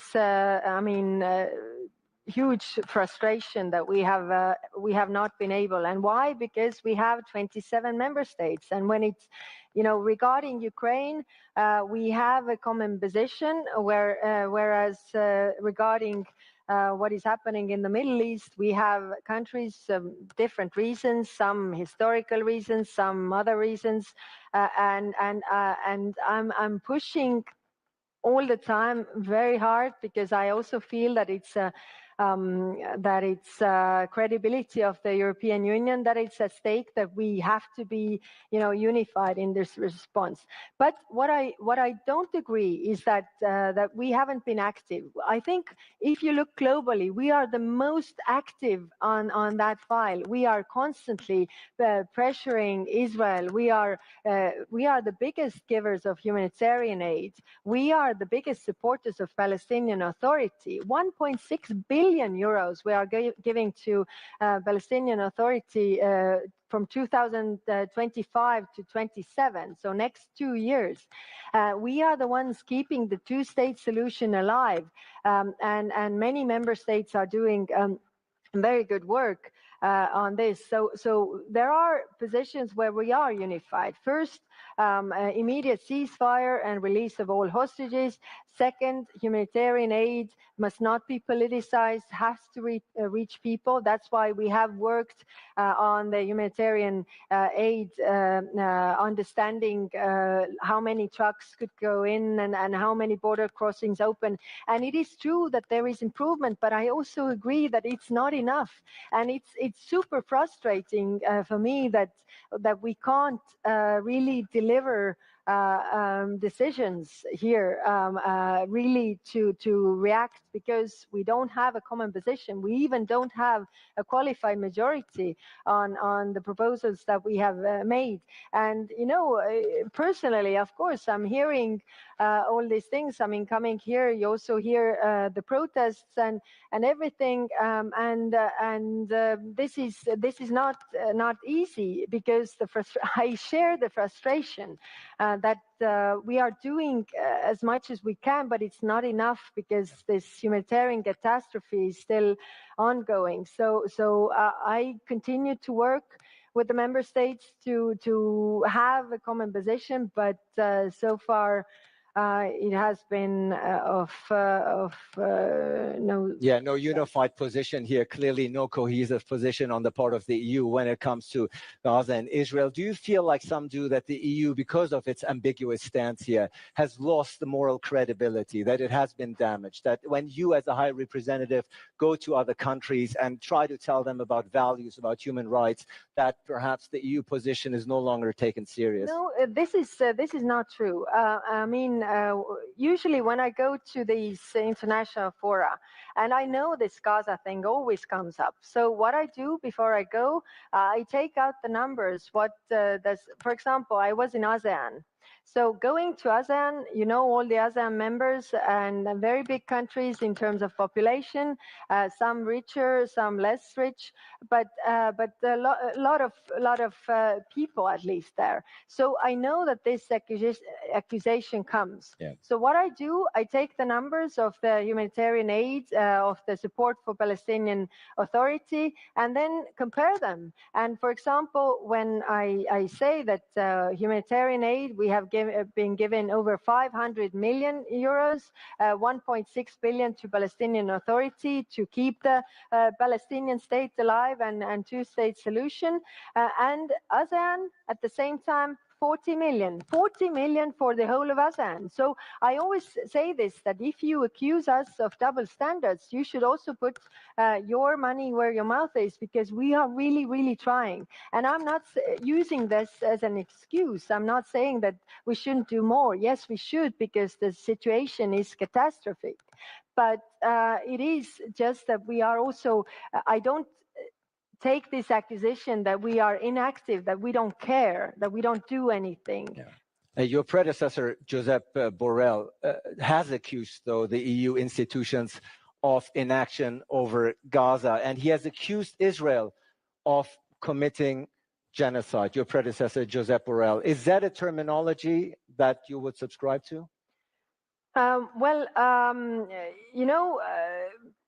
Over the summer, and actually quite long time, to improve the situation on the ground. That was the agreement with the foreign ministers, where everybody agrees that we have to help the people on the ground with humanitarian aid, so that there wouldn't be famine, so that people would get help and everything. That requires me to talk to the Israelis. And that's why I have to talk to both sides. I talk to the Palestinians, I talk to the Israelis, and I do this with the mandate of 27 member states. What are the Israelis telling you? Well, with the humanitarian understanding, we reached a point where, compared to some months ago, there is more trucks getting in. There are more border crossings open than before. They have repaired the electricity and water pipelines. But there seems to be no visible improvement on the ground. Yes, yes, it is not enough. That I'm telling you, it's not enough. But we have still achieved something. I agree, it's not enough, but it's something. So without really talking to them all the time, without pressuring, for example, the international NGOs, I mean, they wanted to have, this 9 of September, basically all those kicked out. So we managed to call this off. And with the Israeli government, it's extremely difficult. And my frustration comes also from the fact that we are not successful enough. But are we then more successful if we don't talk to them, considering that Israelis' relation with the American administration is totally different, and Americans have the leverage over what Israel does or doesn't more than us. So we try to help on the humanitarian track. Yeah, and I agree with you, it's not enough. Yeah, and you certainly pointed out that there is a lack of cohesion when it comes to the European position in Gaza. You made that very clear. A group of 8 EU countries, led by France and including our host country here today, Slovenia, of course, have said that they will formally recognize a Palestinian state at the upcoming UN General Assembly this month. What do you make? What do you think of the current momentum to recognize Palestine? Are you in favor of that? It is up to the member states to decide. It's their decision, because the European Union is not recognizing anybody. The U.S. High Representative support that. But my question is, that doesn't mean, that doesn't matter really what I think or don't think, because it doesn't You're the change. EU High Representative. But that's why I'm representing 27, also those who don't recognize Palestine. And that is the difficulty of my position here. So what I'm just, again, keeping in mind, will it stop the killing? Probably not, but it will keep the two-state solution alive. Again, Europe is the stronger supporter, and everybody is on board for the two-state solution. So in order to have two states, you need to have a Palestinian state that is stronger and equal to have this level. Just 2 quick questions before we move on. There's obviously an international warrant for Prime Minister Netanyahu's arrest by the ICC. In your opinion, as the EU High Representative, but also Vice President of the European Commission, should EU heads of state continue to meet and receive Prime Minister Netanyahu? Yeah, again, it's up to them to decide, but they should keep to their international arrangements and agreements that they are subject to. So if international law is it like it is, so that gives you the question, the answer. Yeah, but certainly your frustration that you have shared with us very transparently is very felt. You mentioned that Israel, of course, has a very different relationship with the United States, and that brings me in the remaining time also to transatlantic ties, US-EU ties, very important, of course. How would you currently characterize the current state of EU-US relations under Donald Trump? The EU has agreed, obviously, to 15% tariffs on EU exports to the US, a deal that some critics have said give the impression of weakness and submission to Donald Trump. What do you make of this? Well, United States is still our greatest ally in terms of, and also biggest trading partner. We have been very clear that we think that the trade wars, nobody benefits from the trade wars, really. We didn't want this, like all the rest of the Europe, not European, but also globally, the countries don't want the trade wars. I think eventually clients, customers, people will end up paying more. Which is not good. So definitely, our relationship with the Americans is in change because of the new administration, but we are still very strong allies. Have we always seen eye to eye in everything before? That's also not true. So what is important that we still stand for our interest as well. And Europe, of course, in this context, still very much heavily depends on NATO and the US for hard security, of course. So that's a almost indispensable relationship for the time being, at least until the EU actually figures out how to put the terminology of strategic autonomy into reality. Working on that. If you think about all the initiatives and really the boost and the additional funds that come into also boosting European defense industry so that we would be more independent. And there's a lot of work done. And by the way, again, you know, the book that I referred previously, what was interesting was also how the Brits were building up or boosting their airplane industry during this time when they were bombing. So there was Lord Beaverbrook, who was Minister of Airplane Production, and really, and I was reading this and thinking that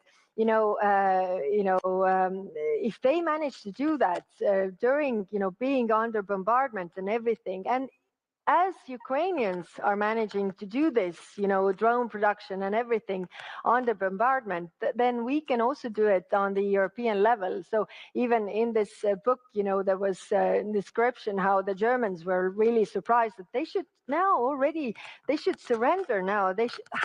How come they still have airplanes and they should surrender? They didn't. I think, again, the parallel is when it comes to Ukraine is that, Russians are also quite surprised that they should already surrender, but they are not.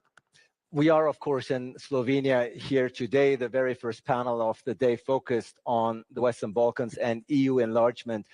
Specifically, High Representative, you wrote yourself, quote, "The Western Balkans is of strategic importance to the EU. Enlargement to this region is our most significant geopolitical project, and it is also a personal priority for me." Yes. You feel strongly about it, about EU very enlargement. Strongly, and I must say also that Commissioner Marta Koss is doing a great job, is really dedicated, and I think we are a good team in this, and I really do believe that with this hard work, we can show results in this 5 years that we are in office, that we can move with the enlargement so that actually, we put also the enlargement in action. Yeah, the preceding panel here spoke about the possibility perhaps that within the next couple of years, Montenegro and Albania becoming full-fledged EU members. Is that something you would support? Yes, I mean, they are quite far, and as it is a merit-based process, then we really need to move on. And also all the worries that we have on the European side, I always try to bring the examples that actually it's also in our interest that the Western Balkans are with us, but also in terms of prosperity.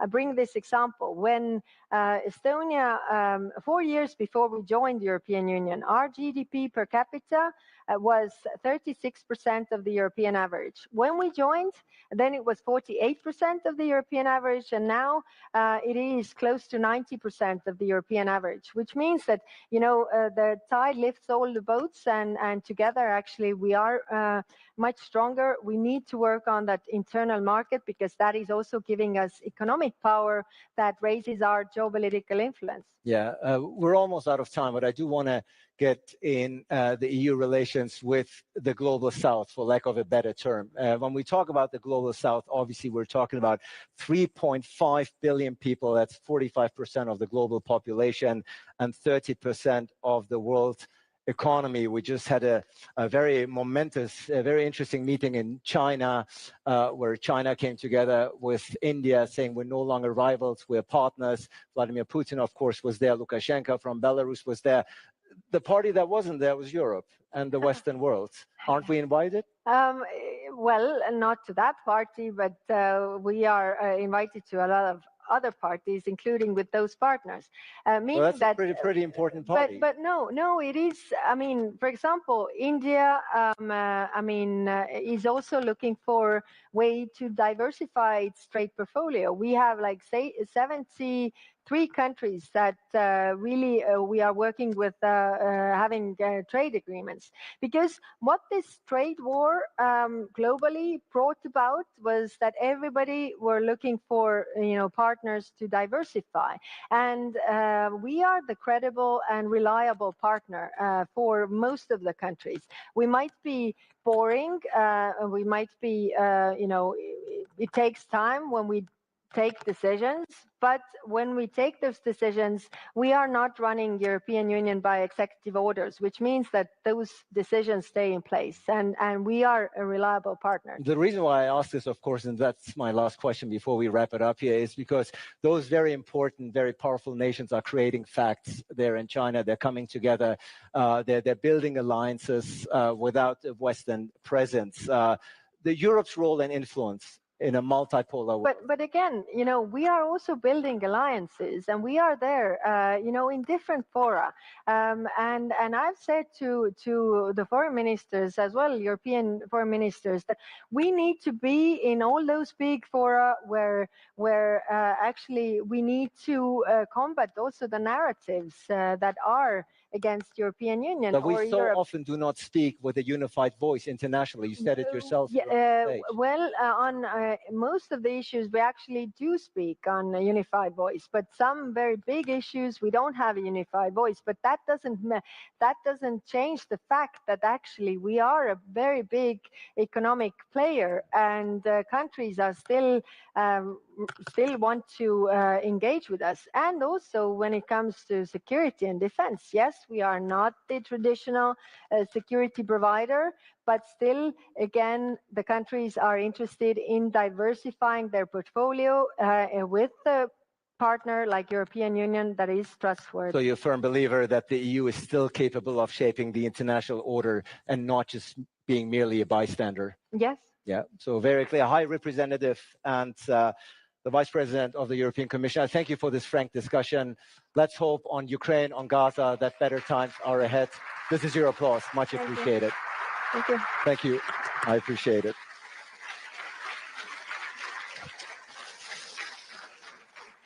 Well, ladies and gentlemen,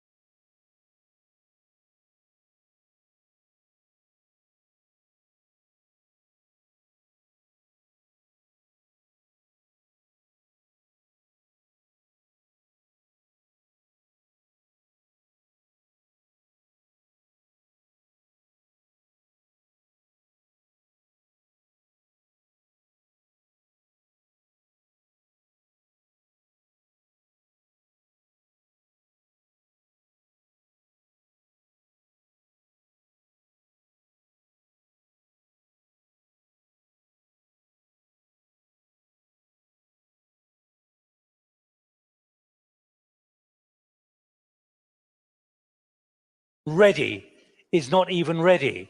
So I would put to you that we're now facing a big challenge, that there's talk of some kind of peace, but actually whatever vehicle is sitting in the garage, a prototype for peace, there isn't even a door, there isn't even a key to open the door at the moment. And that's what we want to try and define in these next, in the next hour before 5:30. So let me invite, we have 7 guests, all of whom have deep experience in Russia and also in Ukraine, and also more broadly as well on issues. I would put to you that there is one thing in war theory about you only really get peace, as we've seen with the Dayton Agreement in 1995 here. You only get peace when there's weariness among all the parties. And at the moment, I'd put to you, that is not the case. Let me now invite up the 7 guests. First of all, Baiba Bražep, who is the Foreign Minister of Latvia, until recently was the Assistant Secretary General for Public Diplomacy at NATO. Welcome.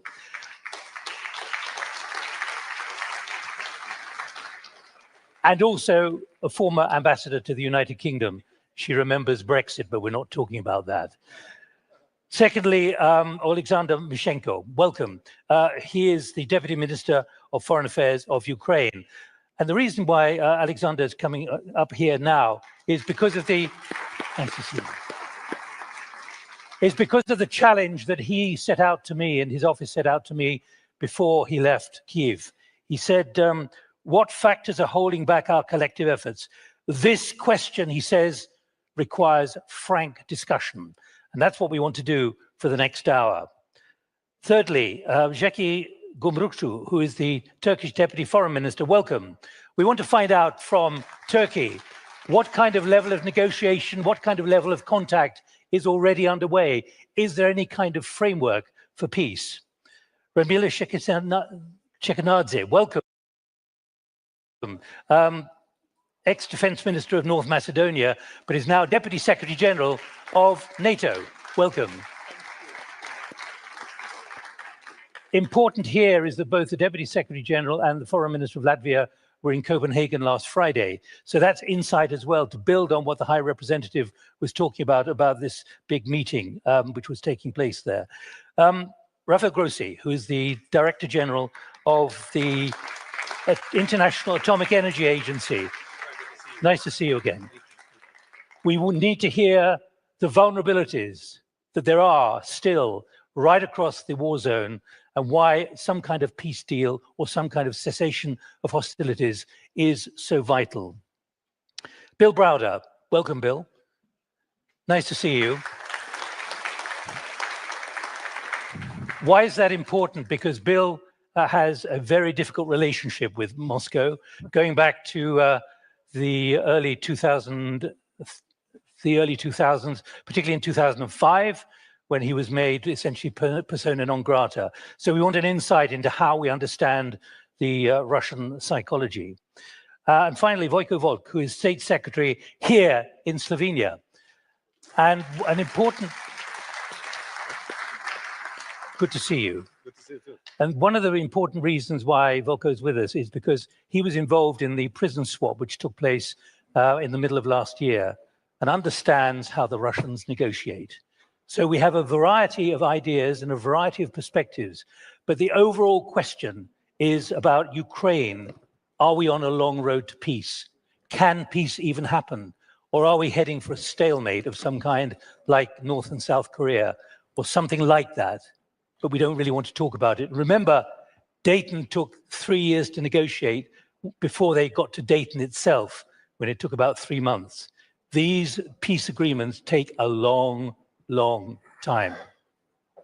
I'm going to be sitting here, but the reason I'm sitting here and with a swing chair is I want to bring others of you among the audience into the discussion after about half an hour. So think of what you want to raise based on what you hear from the platform. There are 4 microphones in the room. We've got to handle this pretty decisively to move the microphone around quite quickly. But please think of what you want to talk about, because we need your input as well. So welcome all 7 of you. Foreign Minister, first of all, let me come to you. What is your very clear impression about whether peace is even on the table? We heard from the High Representative what she said, and I'll repeat it again. We are not there or anywhere close to it. The peace has never been off the table for the very reason that everybody wants peace, except Russia. So it's actually about really making sure that we have the transatlantic unity, that we continue pressure on Russia, and we continue support to Ukraine's self-defense, and invest in ourselves, in our own security and defense, because Russia has been recognized as a long-term threat to Euro-Atlantic security and every country's security. But are we using the word peace too liberally on the assumption that somehow it will happen? Russia I mean, when we look at Russia, because that is the problem. It's not Ukraine that is the problem. Russia is our problem and will remain our problem because the indicators that we see in Russia, whether that's politics, economy, military, religion, private sector, media, and so on and so forth, is very much oriented towards war. There's nothing else that we are seeing. And for that purpose, and analyzing from that angle, quite clearly, Russia is and will remain the threat. So until that situation is changed, there will be some difficulties getting to peace. But saying that peace is off the table, no, I'm not saying that. And as we have seen from the past, things change. Alexander, let me come to you. As Deputy Minister of Foreign Affairs for Ukraine, and that challenge that you laid down, and your office laid down very clearly, we need a frank discussion about all of this. What factors are holding back our collective action and efforts? You know, my last position, I was ambassador in Latvia and spent 1 year of war in Latvia. And I remember in beginning of war, great politician at that time, president of Latvia, Egil Levis, said that Putin, through this brutal aggression, shocked all of us. And now time of all of us shocked Putin by unity. The main points of peace, of way to peace, is unity all of us. If we will demonstrate unity to support Ukraine and to demolish this dictatorship regime of Putin, we will bring and press Putin for peace. Without it, for Putin, it's not necessary any peace, any negotiation. It's normal life for Putin, war. In war, it's a good condition for him. But what is the frank discussion? Frank discussion, why we, through 3.5 years, taking account, combine our potential, we cannot defeat Putin yet. It totally, European Union, Ukrainian army, USA, totally we're over that Putin regime has possibility. But from my point of view, we have all of our partners support us, but speed of these supporters and readiness of supporters is different. And Putin use it and try to undermine us. For example, Latvia, before Putin attacks Ukraine, gave us Stinger. I know that the Stinger, it was, for us, it's very important in first day of war, when the sabotage group tried to capture Gostomel airport close to Kyiv, and after that to capture Kyiv. It was planned for Kyiv. Only 75 Stingers. Getting from Latvia, we save our capital. If we will give Ukraine what we have now, a possibility, not considering that we have limited plan. For example, each country has their own plan of defense, and they preparing for aggression and take it, carry out, not give Ukraine because it's limited through their plan. But questions is, what is the battle line in Ukraine? Is it Ukrainian front or front of whole European community? But let me keep pressing you. What is missing? What is the frankness which is missing at the moment, which you want to highlight? I want to spread information that if you will gather it all of our possibility, all of our efforts, and focus it for defeating Putin in field of battle, we will win. Right, let me go to Turkey, because we need a reality check. There is a process which is underway intermittently in your country, contacts at least. Give us an update on how that is going and what you take away about whether there is any willingness to talk in language which could lead to peace when it comes to exchanges of prisoners and other things which are being negotiated in that process. What is the mood in the contacts there? Yeah. Of course, when we speak about Istanbul talks, there are two distinct processes. The first one was back in March 2022, right after the start of the war. And then, of course, recently, within the last 4 months or so. I'm going to speak more about the recent ones. Because later this year in May, following the US elections and the President Trump's increasing support for peace negotiations, the direct talks between the parties resumed again in Istanbul. But this time with Turkey also sitting in the same room with them. That's also showing their, I think, confidence in our ability to facilitate and conduct this sort of thing. But what are you facilitating? Of course, I have to say that, of course, despite some significant achievements in the humanitarian track, as you pointed out, exchange of, prisoners, and also some very good discussion about the kidnapped children, these 3 rounds of talks in Istanbul, the latest round of talks, have not yet yielded any considerable progress regarding ceasefire or peace.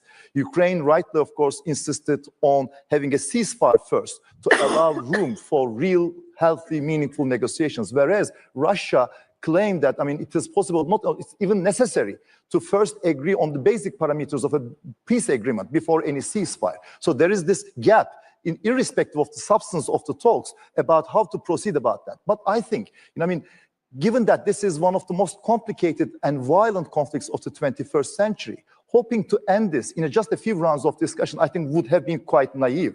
And I have to say that in all these 3 rounds of talks, increasingly lengthy consultations took place between the heads of delegations.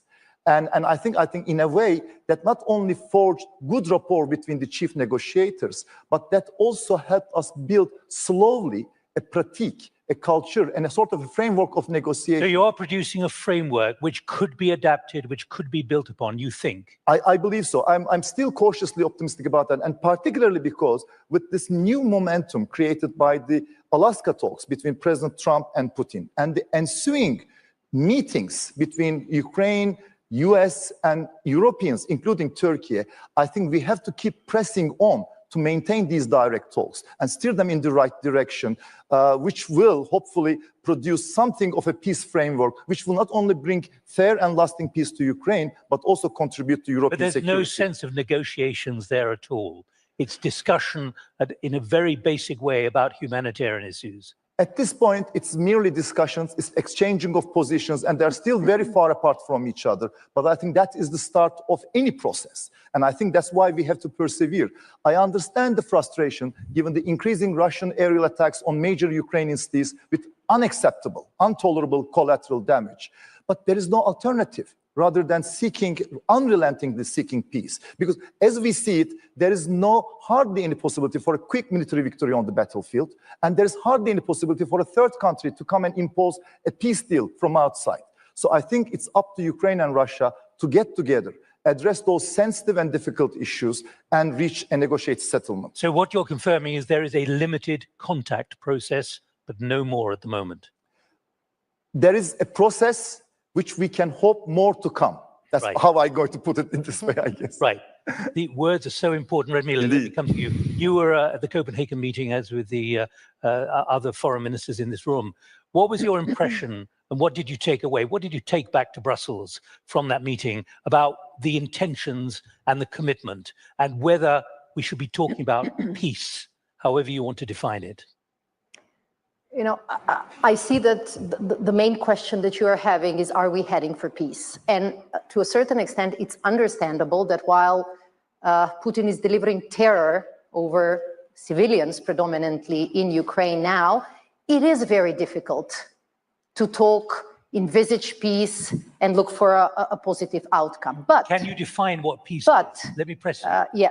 But the real issue is not only to assess the likelihood, because we come from this region, we know that peace processes are never straightforward, they're never quick, and they're never easy.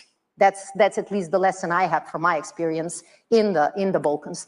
But instead of focusing so much on assessing the chances, our goal is to support the chances for a peace deal. And we believe that we can do so by supporting Ukraine today so that they can defend and deter future aggressions, but defend also today. And this is why it was really important post-Hague summit to focus very much on the military support to Ukraine. You remember some of the skepticism before the NATO summit. You remember some of our discussions like this. I think that the NATO summit really provided us with a clear image of transatlantic unity and action. And what happened after the summit was that words were not just declarations. I mean, just 2 weeks after the summit, we have had yet another meeting with the US president, which actually paved the way for this priority list for Ukraine on key military equipment, especially air defense and munition, to support Ukraine in this unprecedented attack on civilian and infrastructure. And in the course of 1 month after that meeting, we were able to agree on 4 packages, four Pearl packages, each of them €500 million, provided by a number of allies. And I do believe that we should focus more on how can we do this better, quicker, and how can all this be supported by more allies? Because I have heard at some of the ministerial meetings that allies, member states of the EU are willing to continue the support, but they also believe more of a burden sharing is necessary. We need to support them with air defense. We need to support them with ammunition. We need to support Ukrainian drone industry with some additional funds. So it's all these things and the security guarantees that we should focus on rather than just waiting the chances. Because if we analyze too much, but not really act upon some of our words, this is how we can leave but let us all be clear, Ukraine what on the role drive. does NATO play? Essentially, you're involved in weaponry, artificial intelligence, you're involved in HUMINT, you're involved in SIGINT, you're involved in seeing where the threats are coming from. Your Secretary General was in Washington, he was in Kyiv last week, a few days ago. Does NATO see itself as an agent for peace? What I have said previously is a clear proof. The message we have sent in The Hague, the actions that the Secretary General undertook immediately after the Hague summit, the 2 visits to DC, the visit to Kyiv just before their Independence Day, this was meant to send a message not only to Kyiv, but to all allies and to our adversaries that we are supporting Ukraine.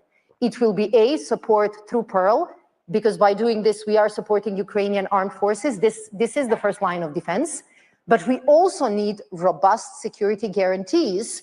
And this is why we have welcomed the initiative by France and the UK on the so-called coalition of the willing, where we participate. Quickly. Nick, can I just let me just finish, if I may. NATO's mission is peace. That's the single most important KPI for NATO. That's what I'm trying to get us to It understand. is. NATO is a peace alliance. NATO is there for You were peace. Assistant Secretary General for public diplomacy. Yes, and tell me where on NATO's territories has been war since NATO was established in 1940. So what I think we need to understand. So that's what we want for Ukraine. What I'm trying to help us understand is the contours for negotiating peace, whether NATO has a role in that as an agent, if you like, for negotiation or contacts or building behind the scenes. The role of NATO and the role of the Hague Summit was really to project and work on peace by projecting strength. And this was our key goal. Strength and unity was the goal of the summit, and this is what we delivered.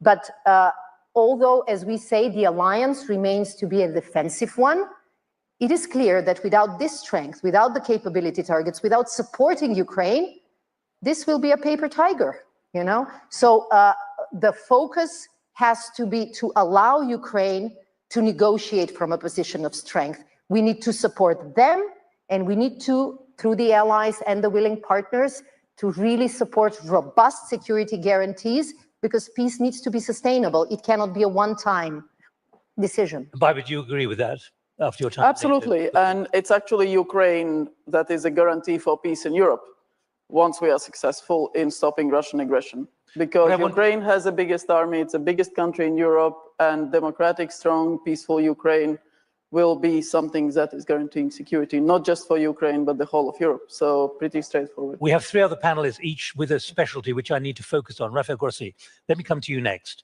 about atomic energy, nuclear energy. What is your assessment of how close to the cliff of real danger we are with Zaporizhzhia, with Chernobyl, and so on?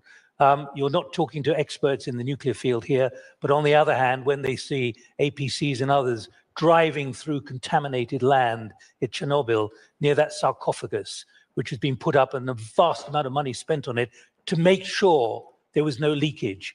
Are we in danger of being overdramatic about understanding? No, you're not being overdramatic, Nick. It's good to see you, good to be here. 3 years ago, exactly 3 years ago, on this day, 1st of September, it was. And we crossed the front line. I was there with our experts to set up something unique that never happened before, which is an independent mission of the IAEA in an occupied territory, which is still today deployed in Zaporizhia. And what they have been doing, and we keep our fingers crossed because peace has not been achieved, and we are still in the process that you are all describing how difficult it is. But this thing, the biggest nuclear power plant in Europe, 6 gigawatts of installed capacity, you can imagine thousands of nuclear material there, had been shelled, has been subject to attacks of different kinds. And thanks to the fact that we have an independent presence from the international community there, we have been able to address a number of issues that so far have prevented a nuclear accident from adding to the misery of what has been happening there. Of course, it's not the only thing. And you rightly mentioned Chernobyl.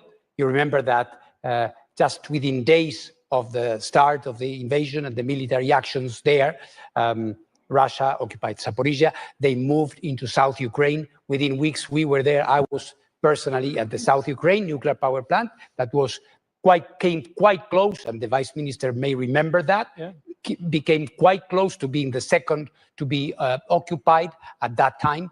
And of course, Chernobyl, which they subsequently left. But the dangers did not stop there. As you are mentioning, in February this year, a number of attacks on the sarcophagus, on the new safety containment, have compromised this, of course, indispensable factor for security and for nuclear security and safety in the whole of Europe.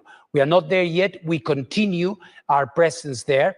There is, and through the talks that we have been having, of course, with Ukraine, and I've been there 13 times since the war began, 6 times crossing the front line. So we are there, and we are not going anywhere until there is peace. We are engaged in trying to stabilize the situation, to maintain it as it is, and also to try to bring our help in terms of reconstruction. Let me press you, because we're talking about how you have contacts with the Russians. Of course. I'll come on to Bill and Vojko in a moment. But what is your experience? Is it a dialogue of the deaf when it comes to you raising the alarm and saying, do you realize what will happen if you continue to do this? Well, I think a way to answer your question, Nick, would be that we have been able to avoid the worst so far. Through productive contacts or not? Of course, direct contact. It's the only way. You know, I will say something very sincerely here.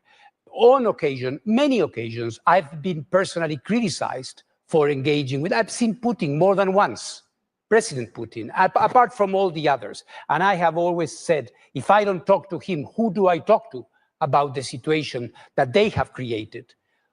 How do I engage? And it's something I've discussed with your president many, many times. And I think it's essential when it comes to diplomacy, Ambassador. This is our job, to reach out, not only to present a position. There are many people who are, of course, doing this and expressing very vocally the sentiments that I think are widely shared. The essential thing here is to keep, and for this, we have established a number of principles which boil down to don't shoot at a nuclear power plant, please. They have a more technical formulation, but we have been able to implement this by and large. Of course, it's a day-to-day effort, and hardly a day passes without an attack or a drone incursion or a blackout that leaves the station without external power supply. Do you have a level of confidence building or not? Do you have a level of confidence with the... We have a level of dialogue, and we are there. Confidence building, you know, at times of war is very, very difficult to establish. What you need to have is a presence, because another very, very important thing is that by being there, we have been able to avoid fake news. We have been able to avoid false narratives that could be emerging from this situation, because we are there. Every time there is something happening, our experts have the ability to go, to check, to talk to people. And even in very difficult personal situations that some of the Ukrainian staff had to endure there. We have been able, by being a presence on behalf of the international community, to do for them. Rafael, for the moment, thank you. Bill, let me come to you. For the last 20 years, you've been declared a threat to Russian national security. You have a very clear idea about the Russians. What should we be understanding about the way they negotiate? And then I'll come to Vojko as well. But I need to hear from you about is there a degree of naivete here or not? Total naivete. I was the canary in the coal mine. I had a sort of personal feud with Vladimir Putin long before the war started, and I got to see how this man behaved. And what I've learned about him, and this is all because of the Magnitsky Act, which imposes sanctions on Russia for human rights abuse. And after the death of Sergei Magnitsky. After the death of my lawyer, Sergei Magnitsky, and Putin loves his money more than human life, and the idea of sanctioning his money was a great sin. And so we've been at it for 20 years or so, or 15 years. And what I've learned about Vladimir Putin is that he never backs down. He always escalates. And it's a Russian thing. It's not just with me and Vladimir Putin. It's the war. It's any conflict. There's no backing down. The only time that Putin ever backs down is if he's in a position where he has no choice. Putin started this war. This is a war of aggression. At any moment in time, if we wanted the war to end, if he wanted the war to end, he could just end it. He could say, I'm no longer occupying Ukraine. I'm going to withdraw my troops. Ukraine is defending. He's attacking. And so all this talk about peace negotiations, there's only one party to talk to, and that's Vladimir Putin. And if he doesn't back down, and I know he's not going to back down, because if he does back down, he looks weak. If he looks weak, he loses power. If he loses power, he dies. Do you believe he understands the principle of peace, mir? The only way that there is going to be peace if he's forced to be in a position. And how do you force him? And some of the things we just talked about forces him, which is if you give the Ukrainians the weapons they need, they can defend themselves. There's another thing which we can do, which is we can deprive Putin of money. And how do we do that? Donald Trump talked about it for several days before the Alaska summit. If he actually had followed through and imposed secondary sanctions on the buyers of Russian oil, on China, India, and Turkey, they wouldn't buy any more Russian oil. And if they didn't buy any more Russian oil, there's nobody else to buy the Russian oil. And if they don't buy the Russian oil, Russia runs out of money after 6 months. If they run out of money after 6 months, then Putin, potentially, without money to pay his soldiers, without money to pay for the Iranian and North Korean weapons, he might then say, okay, now we can talk about some type of negotiation. But you can't negotiate with anybody if they don't want to negotiate. He has no interest in negotiating because he's not in a weak position. There's one more thing we can do. And this is the most obvious thing in the world. We talk about it from time to time. The High Representative just talked about it. We're sitting on $300 billion of Russian money in the West. The United States has just said they're no longer going to fund Ukraine's defense, more or less. The United States makes up 40% of the funding of Ukraine's defense. Is Europe going to come up with that extra 40%? I don't think so. But the easy answer to this whole question is to confiscate the $300 billion and use that to fund Ukraine's defense. And by the way, if we did that, then Donald Trump, who doesn't seem to want to do anything other than capitulate Ukraine to Putin, is not in a position, he has no more leverage. He's no more leverage. He can't tell anybody what to do if the money is coming from Vladimir Putin to fund Ukraine. All right, now Vojko, thanks for being patient. I want to come to you because you've been involved in negotiations. You are State Secretary for National and International Security.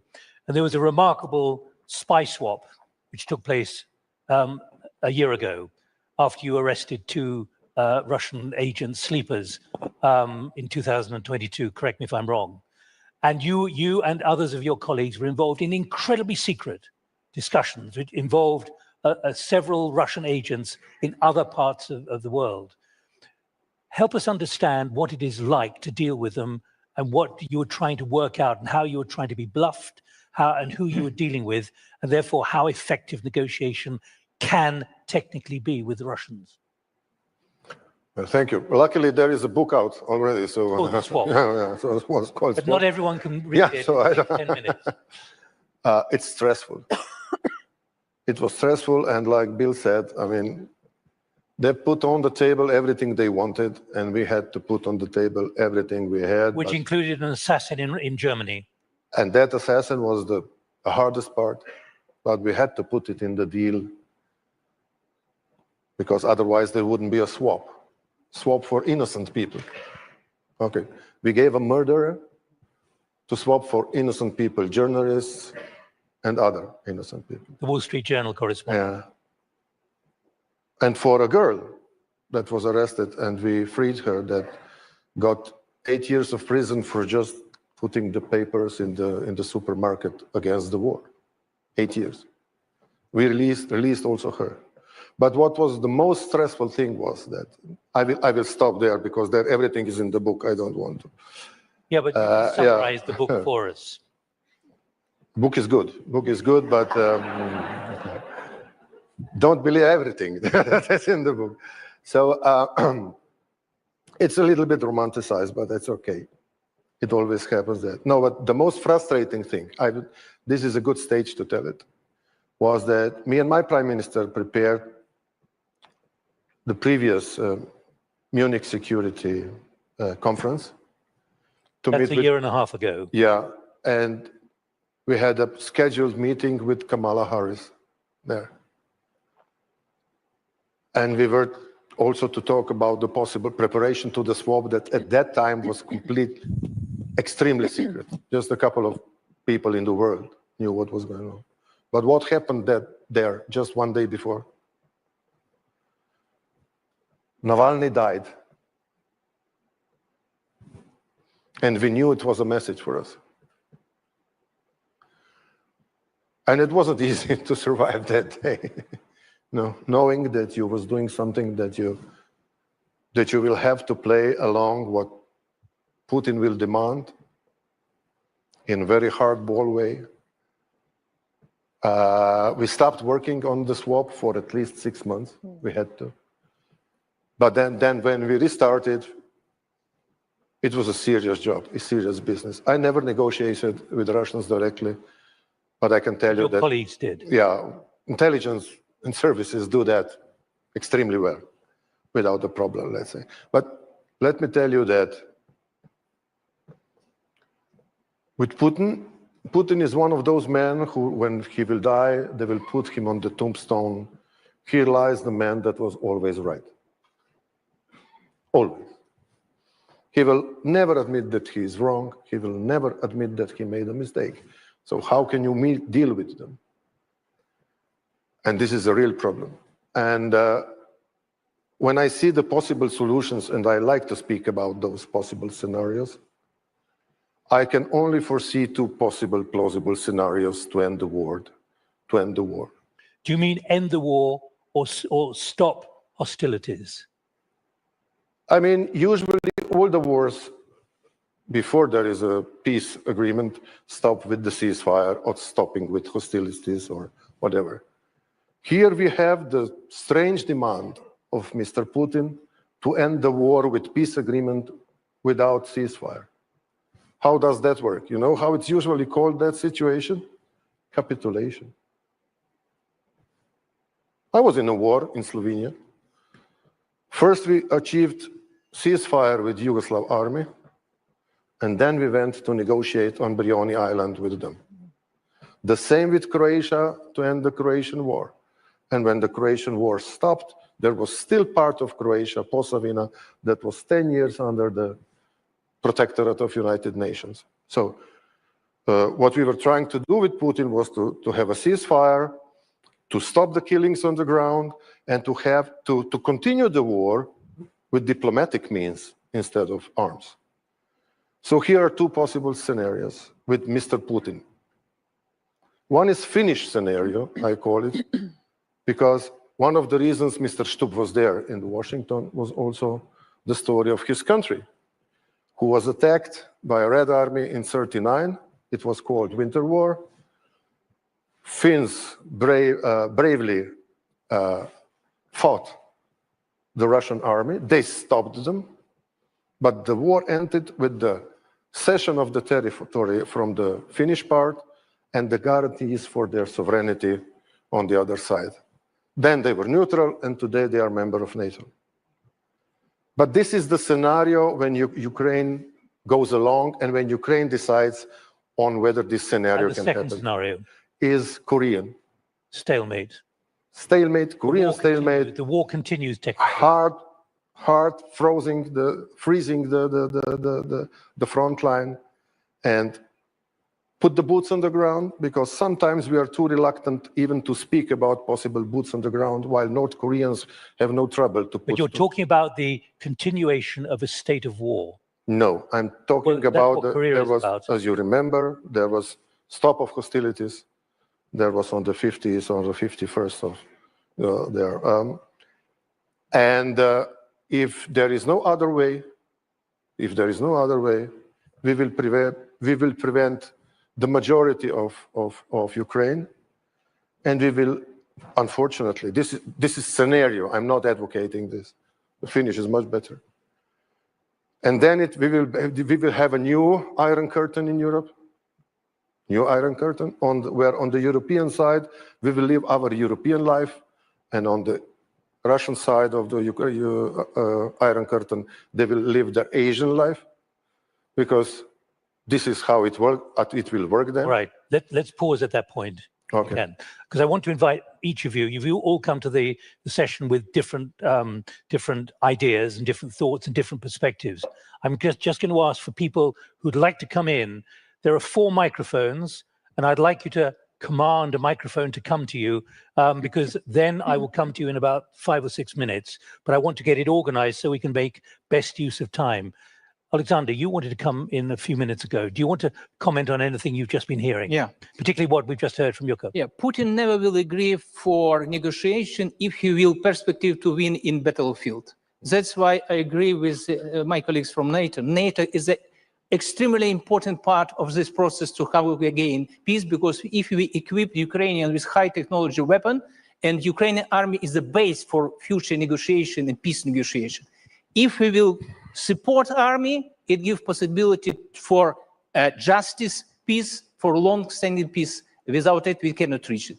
That's why activity of NATO, especially after Gag's summit, is completely different than before. It's now a concrete plan how to equip Ukrainian army through member possibility of to gain our facilities of our army, and after that it will be good position for negotiation. Without it, Putin never will agree, because for him, as they mentioned, war is a normal situation, and he will continue all time. We also will continue for fight, and if we will continue that, it will be losses of more Ukrainian soldiers, but we never will agree for frozen conflict. We will never agree for capitulation, because we have 2 options for peace. Peace to push for Putin and to sit him to press him for accept ideas that he will loser and he will have to release our territory, and after that it will be normal situation. Or second option, to push Ukraine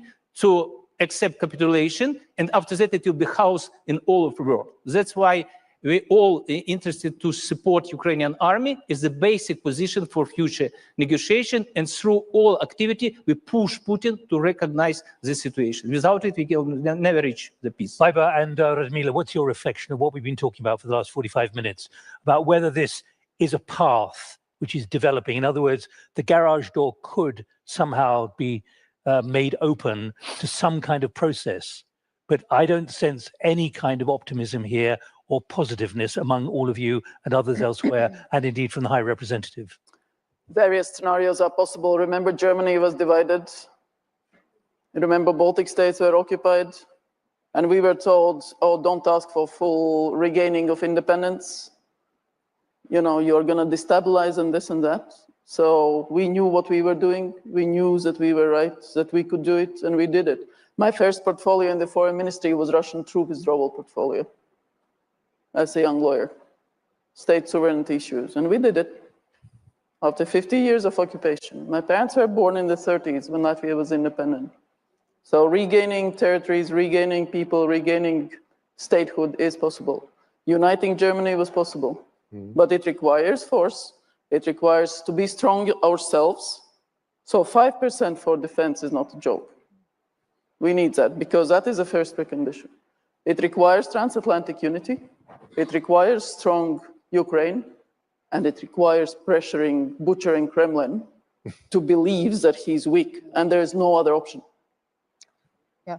Let me say peace is possible, but we do need both parties to engage. And we have seen the commitment of Ukraine.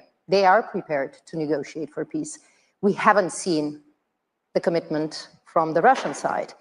The only way we can push them into real negotiations on long-lasting peace is supporting Ukraine and sending this message that our commitment to Ukraine will not disappear tomorrow, that we are here for the long process even, but also to increase the price of war to Putin. You know, through sanctions, through the discussion about frozen assets is not something that NATO engages in, but I have participated at some of the meetings and heard some of the heated EU ministers discussing it. The war has to be expensive. It has to cost him politically if he is to engage in negotiations. But the engagement of the US president is something that we have welcomed. You know, we do need to start discussing and thinking about peace negotiations, but it's not just an analysis. It cannot be just words. It has to be through a sustained effort to support Ukraine and through a sustained effort of the coalition of the willing, ready to send the so-called reassurance first, the security guarantees that will support Ukraine.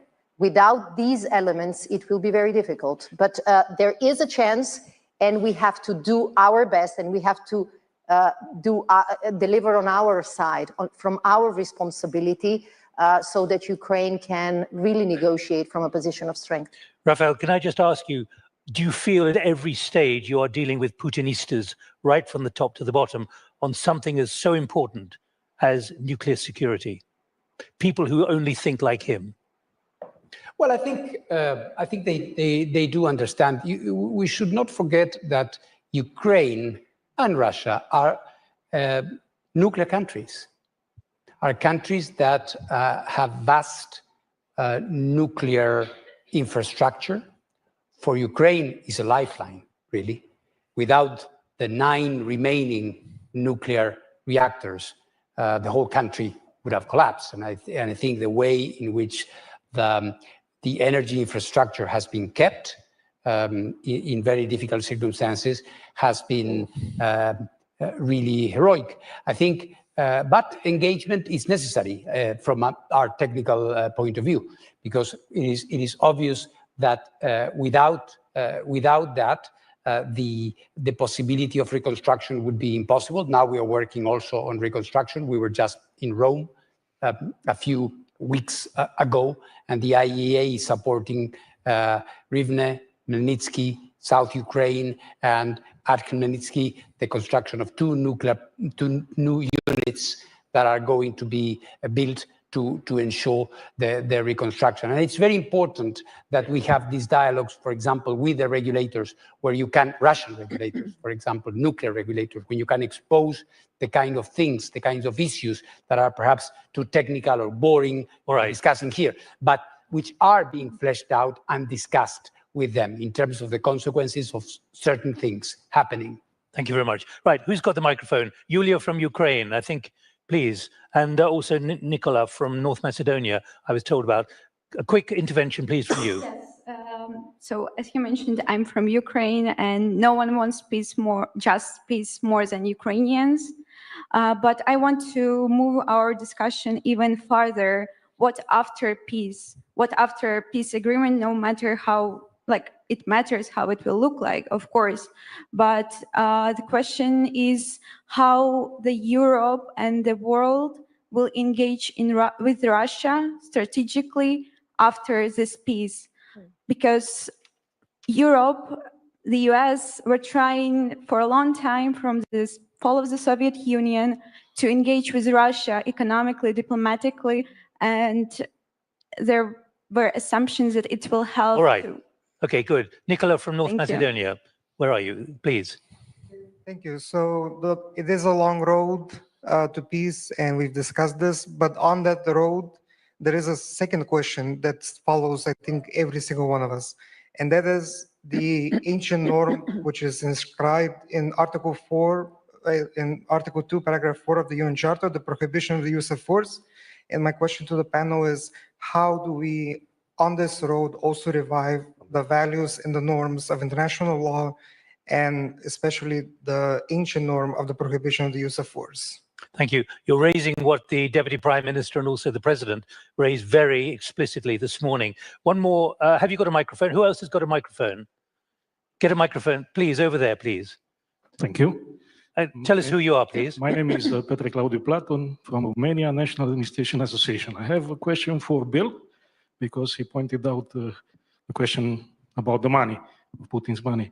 So the idea is if we want to shorten the way, the road to the peace in Ukraine, is one measure is to confiscate Putin's money.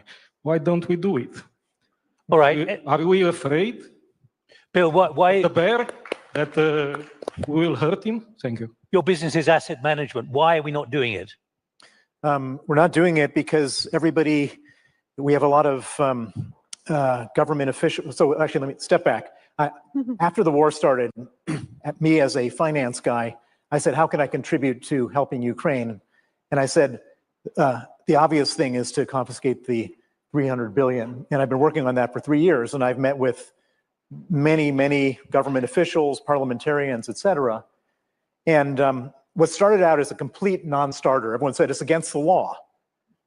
It's not against the law to invade a neighboring country and destroy their country, but it's against the law.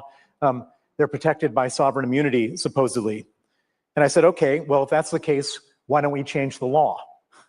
And the United States actually did that. The United States created something called the Repo Act in the Biden administration, which allowed them to confiscate the money in the United States. In the EU, we haven't done that. In the UK, we haven't done that. In Canada, actually Canada has done that. But then there's this sort of, I would say, unrealistic expectation that there is some type of possibility of negotiating. We're up here talking about negotiating peace. We can't negotiate peace with a guy who's absolutely dead set on war. Putin has not altered his expectations 1 centimeter from the very beginning. He doesn't want peace.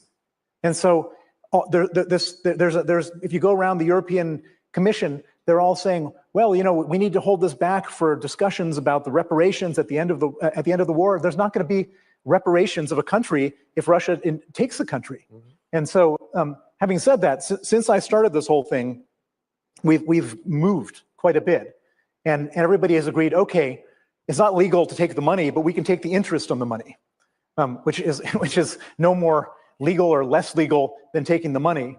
And so we're eventually going to get to the point where the question is going to emerge in all these countries, in the European Union, in the UK. Do we want the taxpayers to pay, or do we want Putin to pay? And once it becomes that question, that's a political question. That's not a bureaucratic question. Then it will be resolved and the money will be taken. Thank you. Okay, does anyone want to come in on this, on money? Please. We have Magnitsky law, thanks to Bill. And it's also valid in European Union countries. And no, I wanted to say that, if I can, the question about how will relations between Europe and Russia look after the war? Well, that's the question I'm trying. Can you envisage that? Yeah, and this is my provocation, basically, about Korean scenario, because Russian generations, Russian young people should think about what will happen to them if this war freezes on the present front line. Because God bless to multilateralism, but I only see in the world now 2 superpowers. One is outspoken, which is United States, and the other is pretty introverted or hideous, which is China. And China is supporting Russia so much that if this Korean scenario happens, I don't know whether Russians can escape to their Chinese future. In terms, yeah. So they will have to decide to finish this war in a manner that will give prospect to young Russians or to Russia to become European or Asian European state again, or will it for a long time be separated from Europe and be connected to Asia? Let me just pick, can we just pick up the two thoughts from Yulia and Nicola? Do you want to come in, Alexander? Yeah. We've got 11 minutes to run, so I'd like quick answers, please. Very shortly answer. Impunity and impeachment create possibility for next war. That's what we need to create situation for punishment all regime of Putin. It will be end of war. Without it, it will be creates new possibility for new war. That's why establishing a criminal tribunal is very important things. We need to bring all people Putin, headed by Putin, to this tribunal. First of all, now it will prevent us, or for all of us, not only Ukraine. It's case concerning all of us. That's why I absolutely sure that our peace agreement will be creates possibility to bring them for punishment. That's my answer. Radmila. Fully agree with what Alexander said. What happens and what will happen to Ukraine will echo, and that will affect how aggressive leaders, how aggressive prime ministers and president consider a next territorial integrity challenge. So it is a test, not only for Ukraine, it is a test for Europe and for us.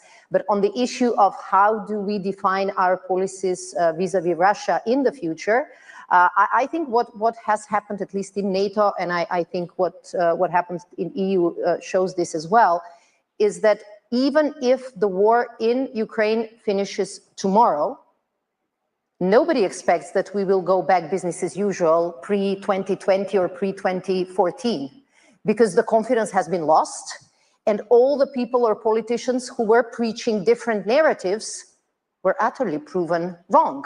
So there will be a need for a completely different process in which European countries will stop if Russia completely changed the pattern. We should remind everyone. But 5% for defense spending is there in the NATO Hague summit, because we don't believe that we can go back business as usual. We should remind people that Putin once raised the prospect of Russia joining NATO. Oh, yeah. And there was a Russia office at NATO. Quick answer on both. One on process with Russia. As Radmila says, there is no expectation Russia going back to some type of peaceful countries. That's why NATO's defense plans are planned against Russian capabilities. That's why specific 5%, that's why 3.5% for hard defense, because that's the capability targets and the actual stuff that we need as allies to make sure that nothing happens to ourselves. From that also, it means that supporting Ukraine is more viable, so pretty straightforward. And then on international law and what it means, you know, in a wider sort of trust in international system. Remember, Ukraine, the first things that Ukraine did was actually on the basis of Article 2 to turn to the UN Security Council and request Security Council to take action on the violations that Russia was doing. So Russia vetoed the ability of the UN to act. And then Article 51, which is right to self-defense, individually and collectively, on which also NATO is based, was used for Ukraine's self-defense. And that's why when NATO actually, as allies, we analyzed whether we become party of the war if we provide Ukraine with weapons and with other assistance. The answer was no, because the Article 51 covers self-defense, it covers others providing rights to self-defense and means to for self-defense. And no, neither NATO nor allies nor anybody else helping Ukraine does not become party to the war. So we are succeeding Slovenia in the Security Council from 1st January. And we will be very, very, very much looking to actually this trust in international law, these standards that the UN Charter embodies, that countries, wherever they are, in Africa, Asia, wherever, they don't want to be invaded by their neighbors. It's so really, it's really basic law. You a little bit. Zaki, can you just hang on one moment? Let me get another question. We've got about 7 minutes to run. David Livingston, Chairman of the Royal United Services Institute in London and former British Government Minister.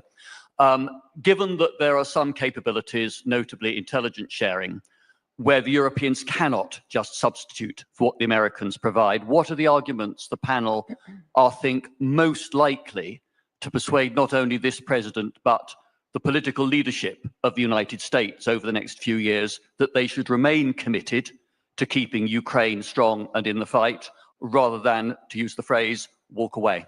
David, do you have a view? You were a deputy prime minister.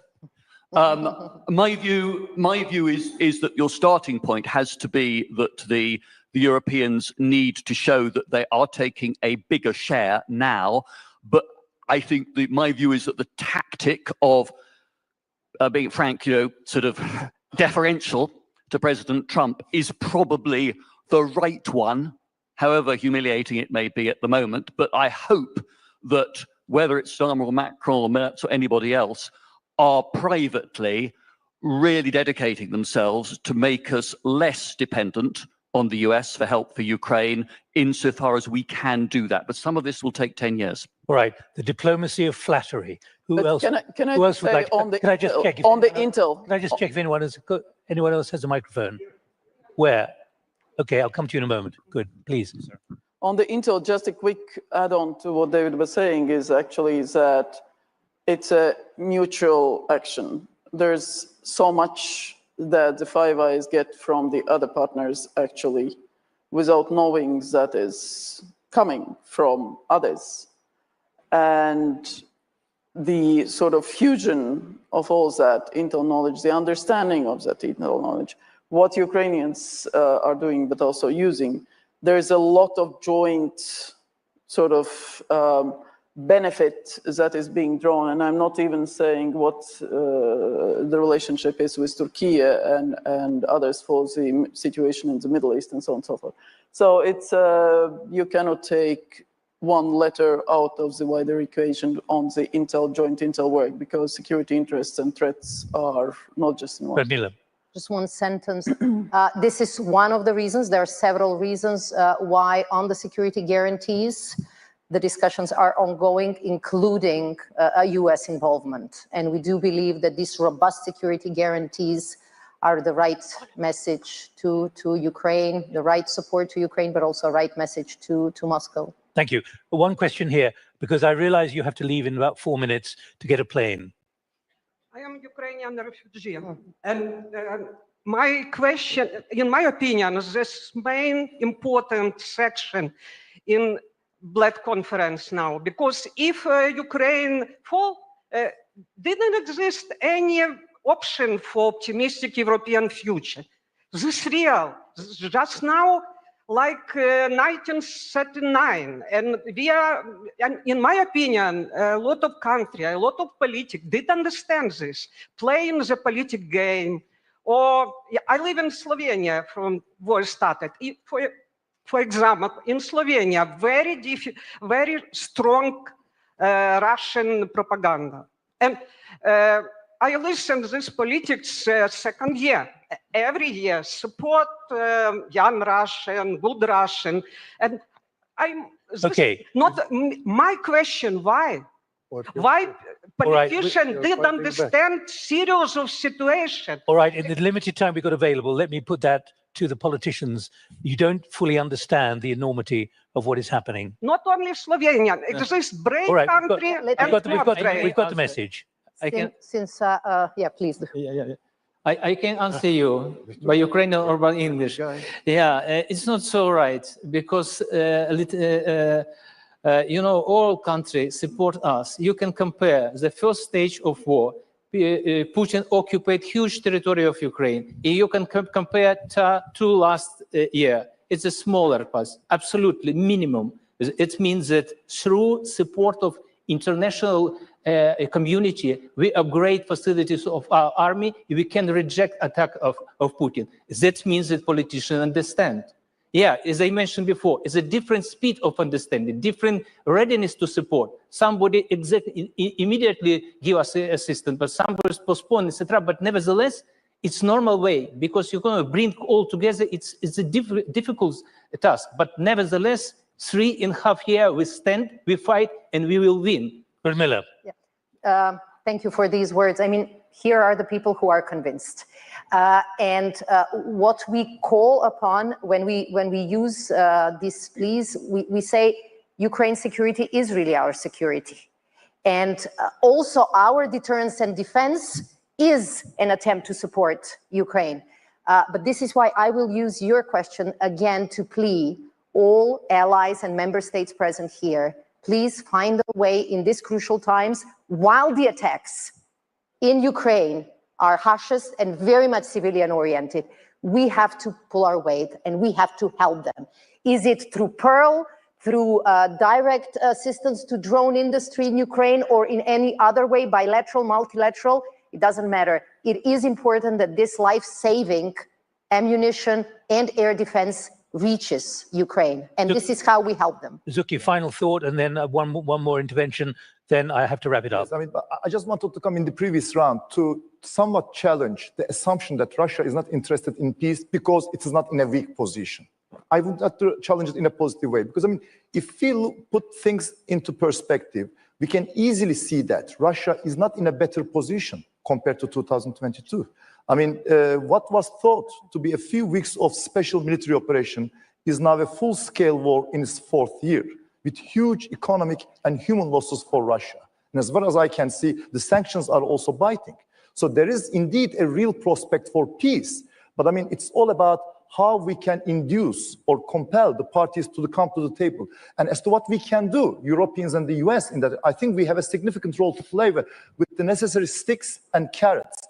And among them, of course, most important of which is the continued support to Ukraine in terms of defensive capabilities so that they can hold their lines and defend their country, but also about the short and long-term security guarantees that will have to be provided to Ukraine for the aftermath of any peace deal or ceasefire. And I think in that regard, do not really overlook at it.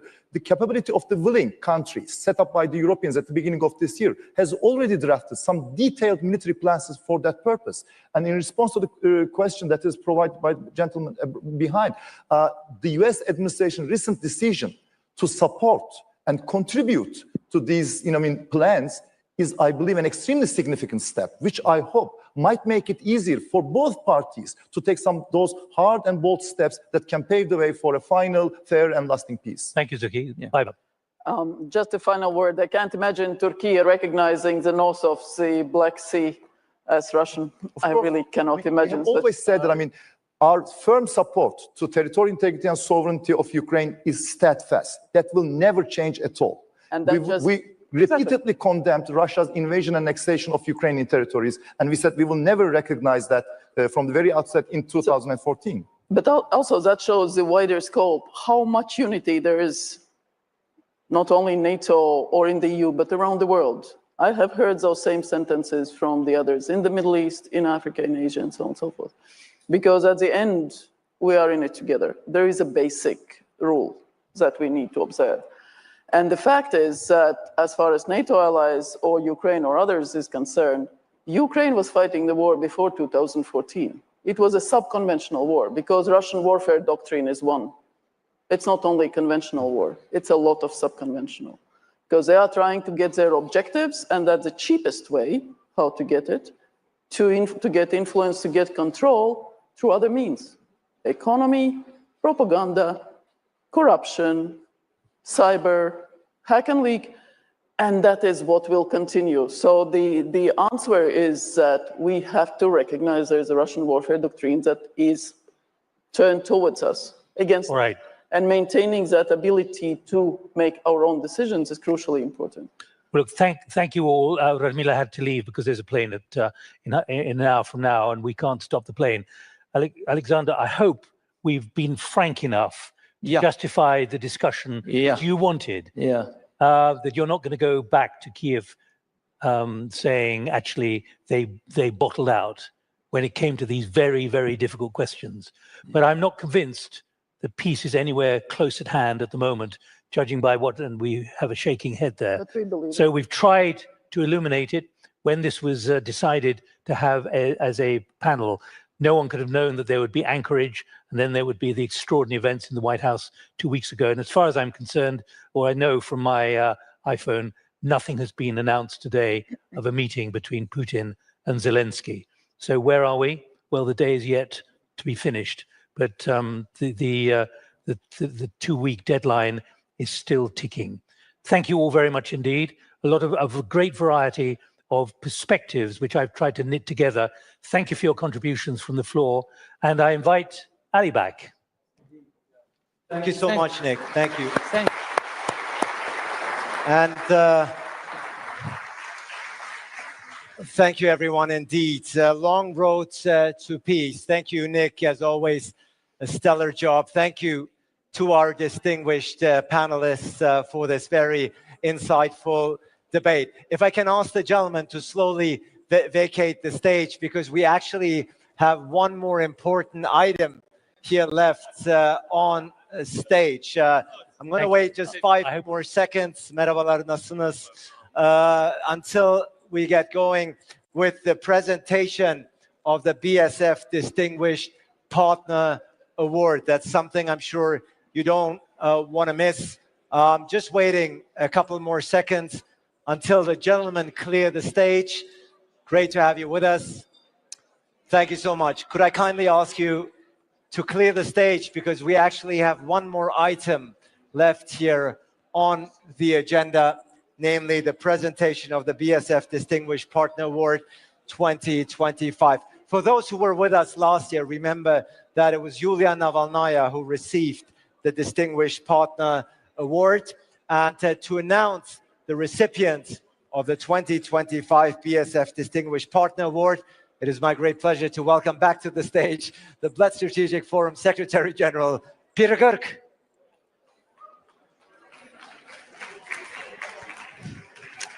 Floor is yours, Peter. Thank you very much, Ali. Since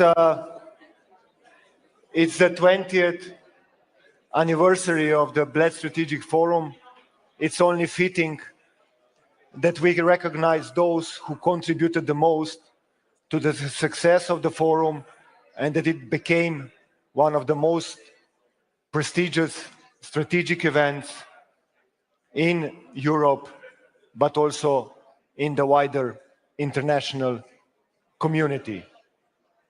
With this in mind, the first recognition award goes to the founder of the Bled Strategic Forum, former Minister Dr.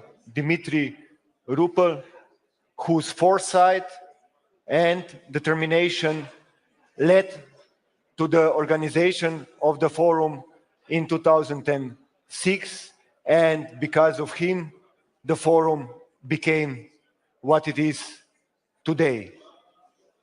Unfortunately, Dr. Rupel could not be with us, but we will be sure to give him the award in person.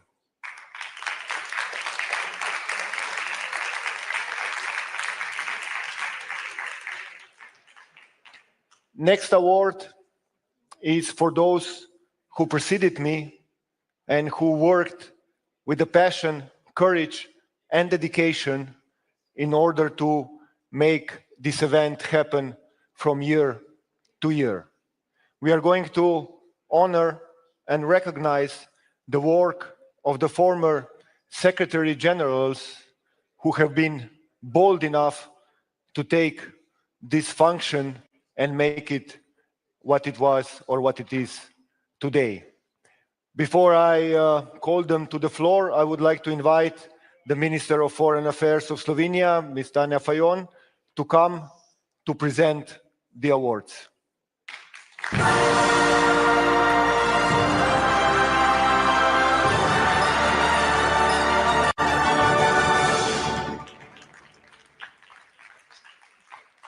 And let me call now the first Secretary General of the Bled Strategic Forum. It was in 2006.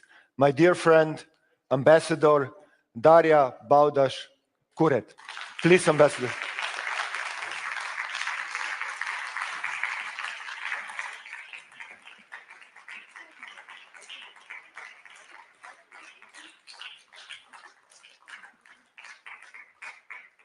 Next one, I would like to call Ambassador Melita Gabric, who ran the forum, I think it was in 2009. State Secretary, please.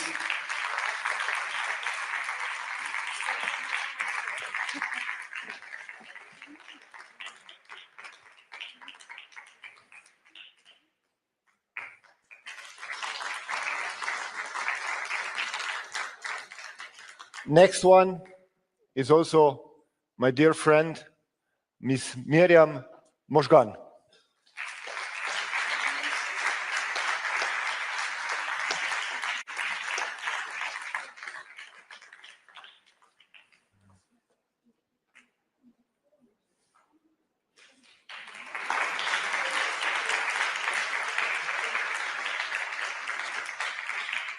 And last but not least, my predecessor, Ambassador Alan Brian Bergant.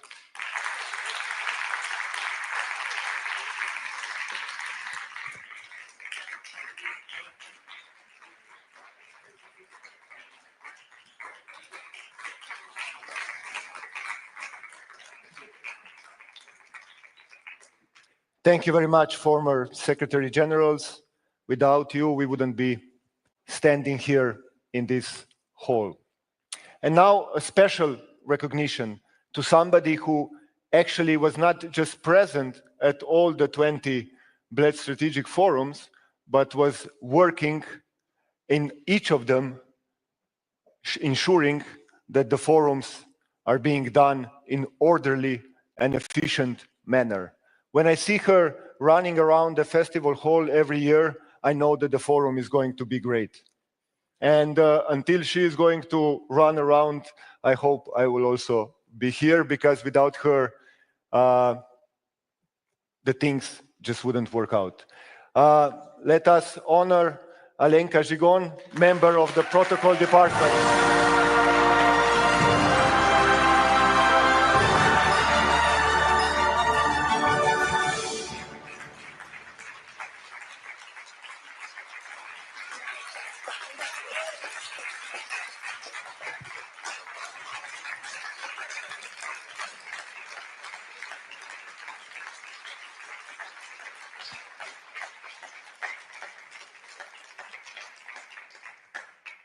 She always says, Peter, we are going to make it. And I'm always saying, well, I'm not so sure, but let's try really hard. And finally, the BSF Distinguished Partner Award. This year, we are going to give it to the ones who are not with us anymore. We are going to recognize the work, the suffering, and the tragedies that are happening to the journalists who have been killed in the war zones around the world. Especially, we are looking now at the atrocities which are happening in Gaza, where I think since the beginning of the year, 62 journalists have been killed. Journalism, therefore, is not just a profession, but a pillar of democracy and freedom. Free and independent reporting enables transparency, civic participation, and informed decision-making. The tragic loss of journalists underscores both the high cost of press freedom and the urgent need to protect it. The BSF Distinguished Partner Award is going to be accepted by Maja Sever, President of the European Federation of Journalists, who is going to give you a video address. Please.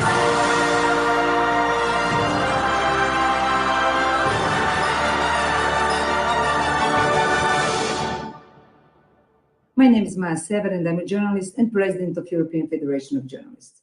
On behalf of all colleagues I represent as President of EFJ, but I believe I can also speak for the wider journalist community, I thank you for this award. I see this as your recognition as an affirmation of journalism as a public good, as a defender of democracy and freedom. I accept this award with deep gratitude, but also with sorrow in my heart. The award is dedicated to those who are not longer with us. our colleagues who gave their lives reporting from war zones. They defended the true and the public's rights to know, and the price they paid was the highest one.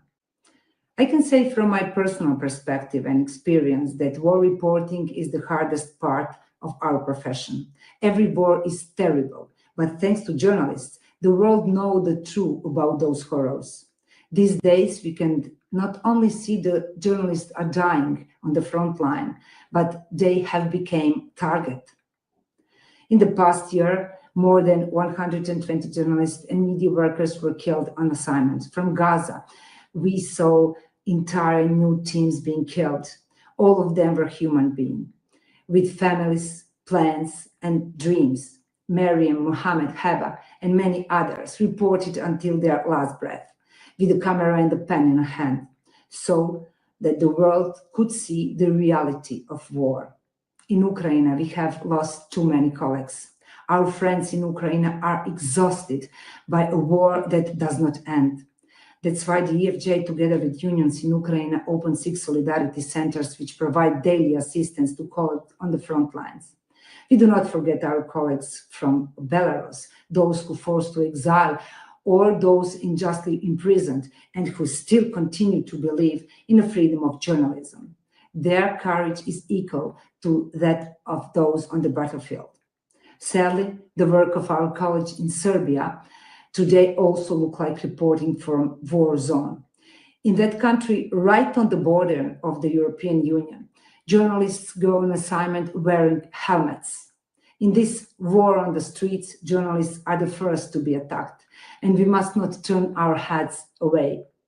This award is recognition of all the brave people who are not afraid to risk their lives so that you can know the truth. We accept it in their name and we dedicate it to them. Thank you for not forgetting our colleagues. Thank you for standing with us in the fight to ensure that journalism against all odds survive.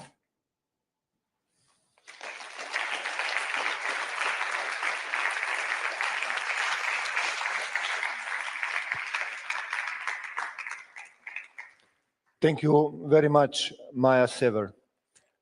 With this presentation and the award, we are concluding the first sessions and the opening of the Bled Strategic Forum.